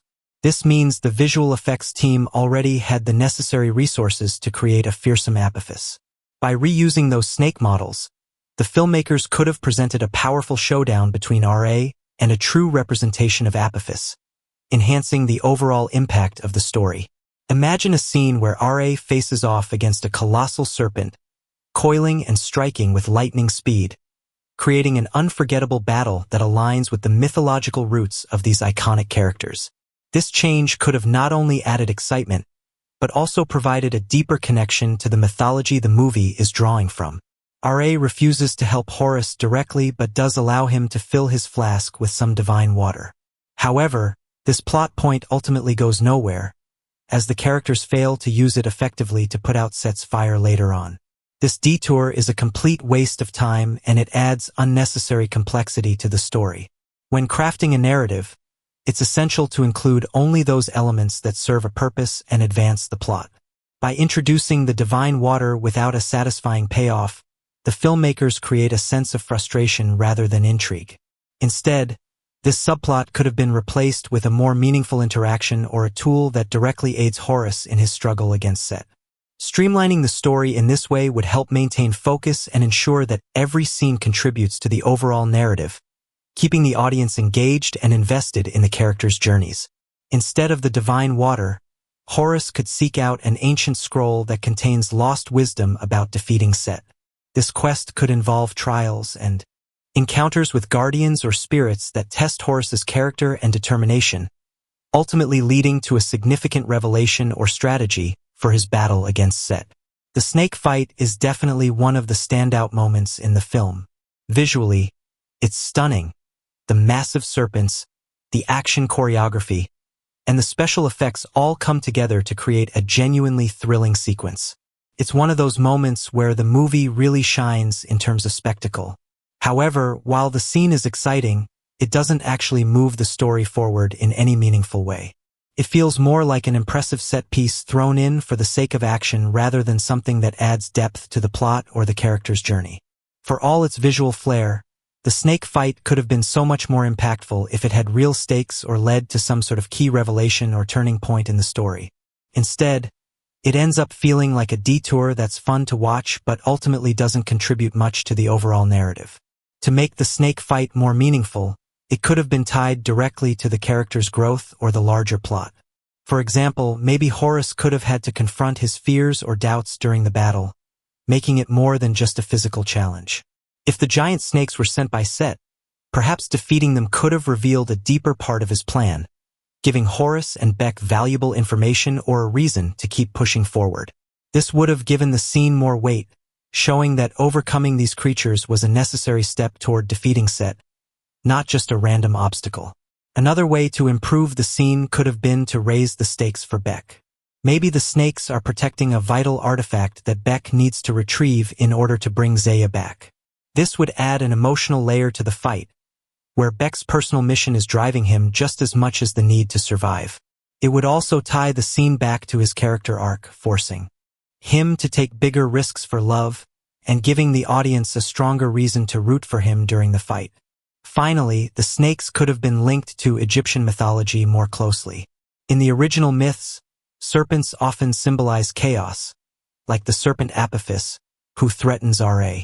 If the snakes in this scene were connected to Set's desire to unleash chaos and take control, it would fit better within the overall story and mythological background. This would give the battle more significance, showing that the fight against the snakes isn't just about survival, but about the bigger clash between order and chaos, which is central to Egyptian mythology. Hathor has the ability to control any man, woman, or beast as long as they don't love anyone else. However, this raises an interesting question. If that's the case, why didn't she use this power on Set, who seemingly has no one he loves? This inconsistency creates a plot hole that detracts from the overall logic of the story. Hathor could have the ability to mend broken relationships or heal emotional wounds. This power could be instrumental in resolving conflicts among characters, bringing them together when they might otherwise be divided, and reinforcing the importance of love and connection in overcoming challenges. The characters encounter a sphinx and they have to solve a riddle to get past. This aspect is more famously associated with the Greek Sphinx, particularly the one in the myth of Oedipus. In that story, the Greek Sphinx posed a riddle to travelers and devoured those who could not answer correctly.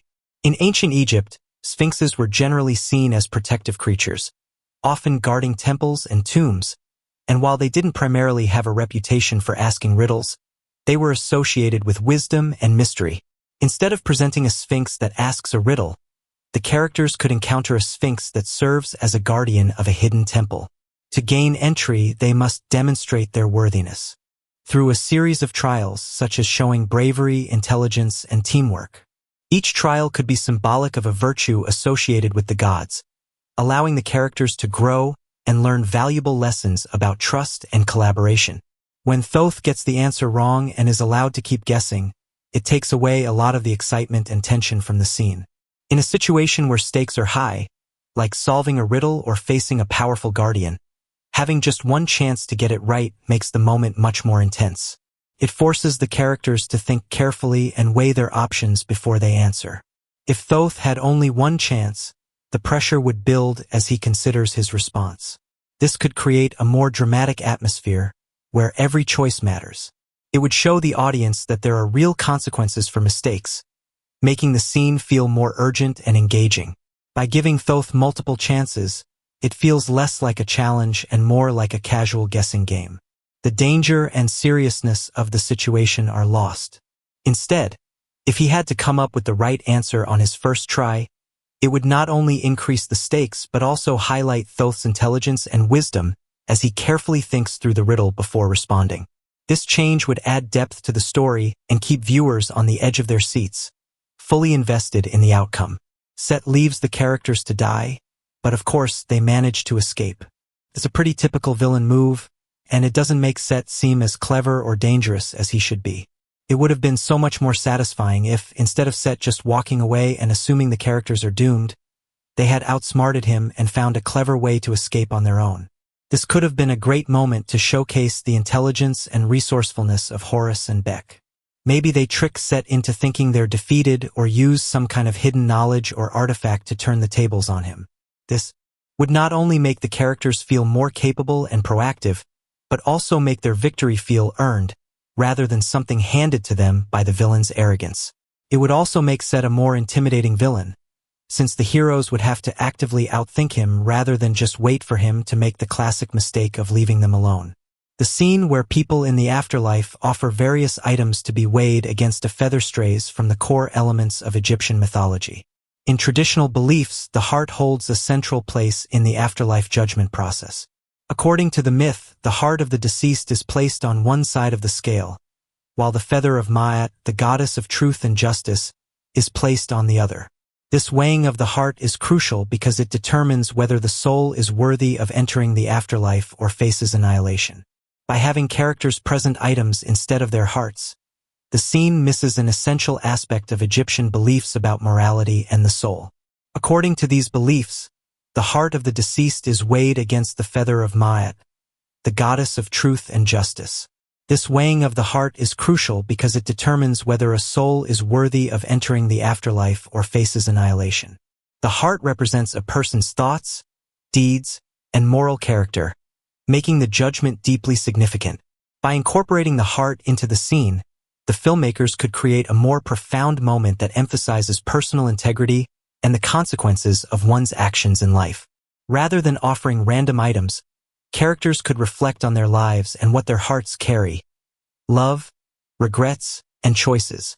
This would resonate with audiences familiar with the mythology and enhance the emotional weight of the judgment process, reinforcing the themes of morality, accountability, and the journey of the soul in Egyptian beliefs. Set absorbs body parts from the gods he's defeated, which is actually a pretty interesting and unique concept. It hints at how ruthless and power-hungry he is, willing to tear apart other gods just to make himself stronger. However, the movie doesn't fully explore the potential of this idea. It feels more like a cool visual than something that adds real depth to the story or Set's character. To make this concept even better, it could have been tied to Set's ultimate plan or made into a core part of his character arc. Maybe each godly body part he takes doesn't just give him power but also a piece of their personality or knowledge. This would make Set more complex. He's not just becoming physically stronger, but also more mentally conflicted as he absorbs traits from gods with different values and beliefs. It could create moments where Set struggles with his identity, adding an internal conflict to balance his external power. On top of that, absorbing these body parts could have had direct consequences for the plot. Maybe Horus and Beck need to find a way to reverse the process or reclaim these parts in order to weaken Set. This would give them a more personal motivation, not just to defeat Set but to restore balance and bring the fallen gods back to their full strength. Could even raise the stakes, with Set becoming more and more godlike and unstoppable with each piece he claims, making every victory for him a huge setback for the heroes. Set's been causing chaos and destruction to try and earn Ra's respect, but this motivation feels a bit tacked on at this late stage in the story. If this had been his driving force from the start, it could have provided a deeper understanding of his actions and made his character more compelling. Introducing a new motivation now risks undermining the narrative and leaves viewers feeling confused about his true intentions. If Set's desire for Ra's approval had been established earlier, it could have added complexity to his character.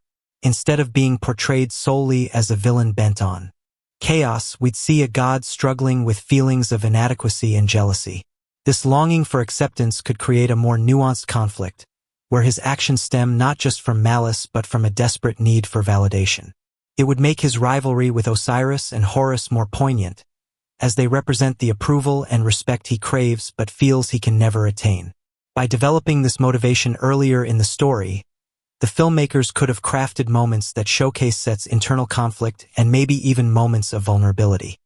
He might question his methods or have brief glimpses of doubt, which would create opportunities for character growth. This would also add emotional weight to his confrontations with Ra, Osiris, and Horus, making the stakes feel much higher. Ultimately, a consistent motivation would not only make Set a more compelling antagonist but also elevate the entire story, making it richer and more engaging for the audience.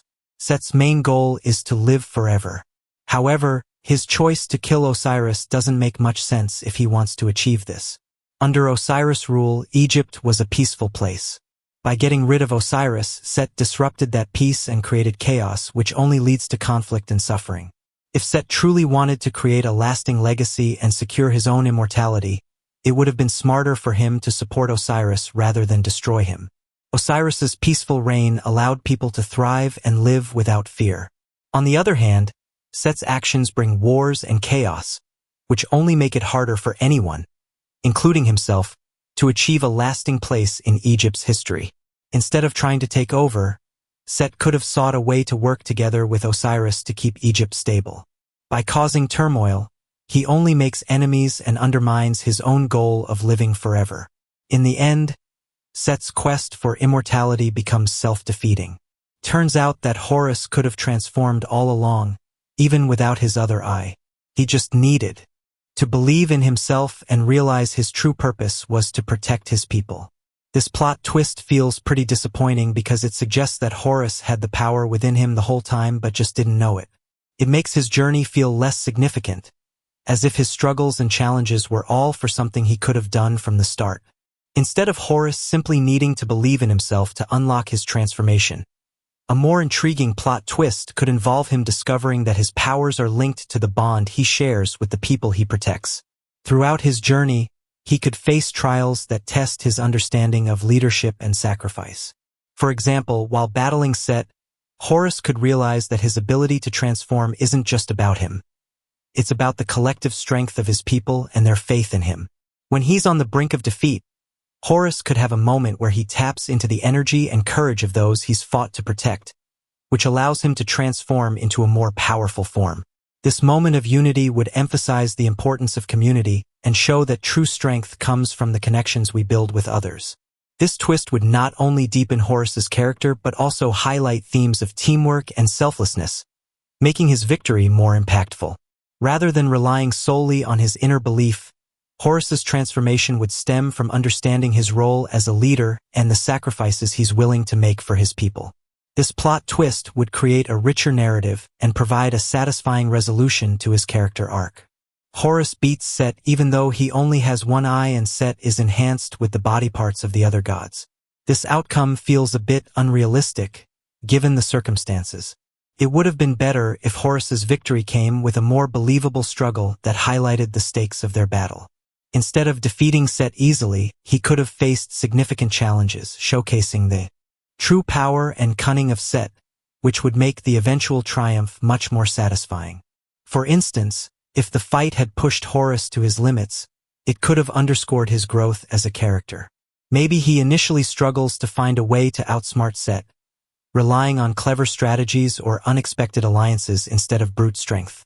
This approach would emphasize that true power lies not just in physical ability, but in wisdom and determination, which aligns with Horus's character as a protector. Additionally, if the battle had included moments where Horus had to confront his own doubts or fears about his worthiness as a leader, it would create a more emotionally resonant experience. By facing setbacks and learning from them, he would grow into his role as a hero, making his victory over Set more meaningful. It would also serve to illustrate the themes of perseverance and self-discovery, which could resonate more deeply with the audience. This approach would illustrate themes of perseverance and self-discovery, creating a more compelling story where the fight isn't just about winning, but about the journey to becoming the hero Horus was meant to be. When Beck dies and Horus asks Ra to bring him back to life along with Zaya, it really shows a common issue with bringing characters back from the dead. It cheapens the whole idea of death because it takes away the real impact of losing someone. If characters can just be revived with a quick request, it makes their struggles and sacrifices feel less important. Instead of building real tension and emotional weight, it feels more like a quick fix that undermines everything they went through. When death is something that can be easily undone, it's hard for the audience to truly feel the loss. It would have been way better if Beck's sacrifice had been treated as a big deal, pushing Horus to grow and change as a character. This way, the story keeps its emotional punch and keeps the stakes high, making the whole journey more interesting for viewers. The fact that the other gods Set killed are also brought back to life only adds to the issue of cheapening death in the story. When so many significant characters can be easily revived, it undermines the gravity of their sacrifices and the chaos Set created. It turns death into a minor obstacle rather than a serious consequence, making it hard for the audience to feel the emotional weight of these moments. Instead of simply bringing these gods back, the story could have explored the consequences of their deaths more deeply. For instance, the gods could have remained dead but left behind a legacy that Horus and the others must honor. This would allow the characters to grow and evolve through their struggles while reinforcing the idea that actions have real consequences. Horus changes the rules so that the afterlife must be earned through good deeds, compassion, and generosity. While this idea has a nice moral message, it raises some questions. If Horus doesn't actually control the afterlife, how can he unilaterally make this decision? It feels a bit confusing and undermines the established mythology, where the weighing of the heart against the feather of Ma'at determines one's fate in the afterlife. It would have been better if Horus had worked within the existing framework of the afterlife, perhaps seeking approval from other gods or even Ma'at herself. This would give him a more active role in shaping the afterlife, showing that he's not just making arbitrary rules, but engaging in a larger discussion about morality and justice among the gods. It could have added depth to his character as he navigates the complexities of divine politics and the responsibilities that come with power. Additionally, rather than simply changing the rules, Horus could have set out to inspire mortals to strive for these qualities, encouraging them to live more virtuous lives. This approach would align better with his character as a protector and leader, showing him working to elevate humanity rather than just imposing new standards. This way, his influence on the afterlife feels more meaningful, as he guides and motivates others instead of just dictating terms. This change could lead to interesting interactions with mortals and other gods, showcasing his growth and the challenges he faces in trying to create a better world.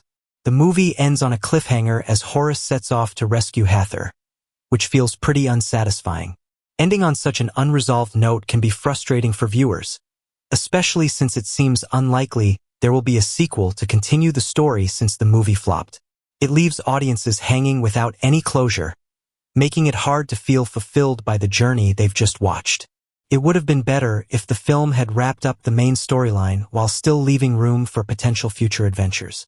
For instance, Horus could have successfully rescued Hathor by the end, giving viewers a sense of accomplishment and resolution.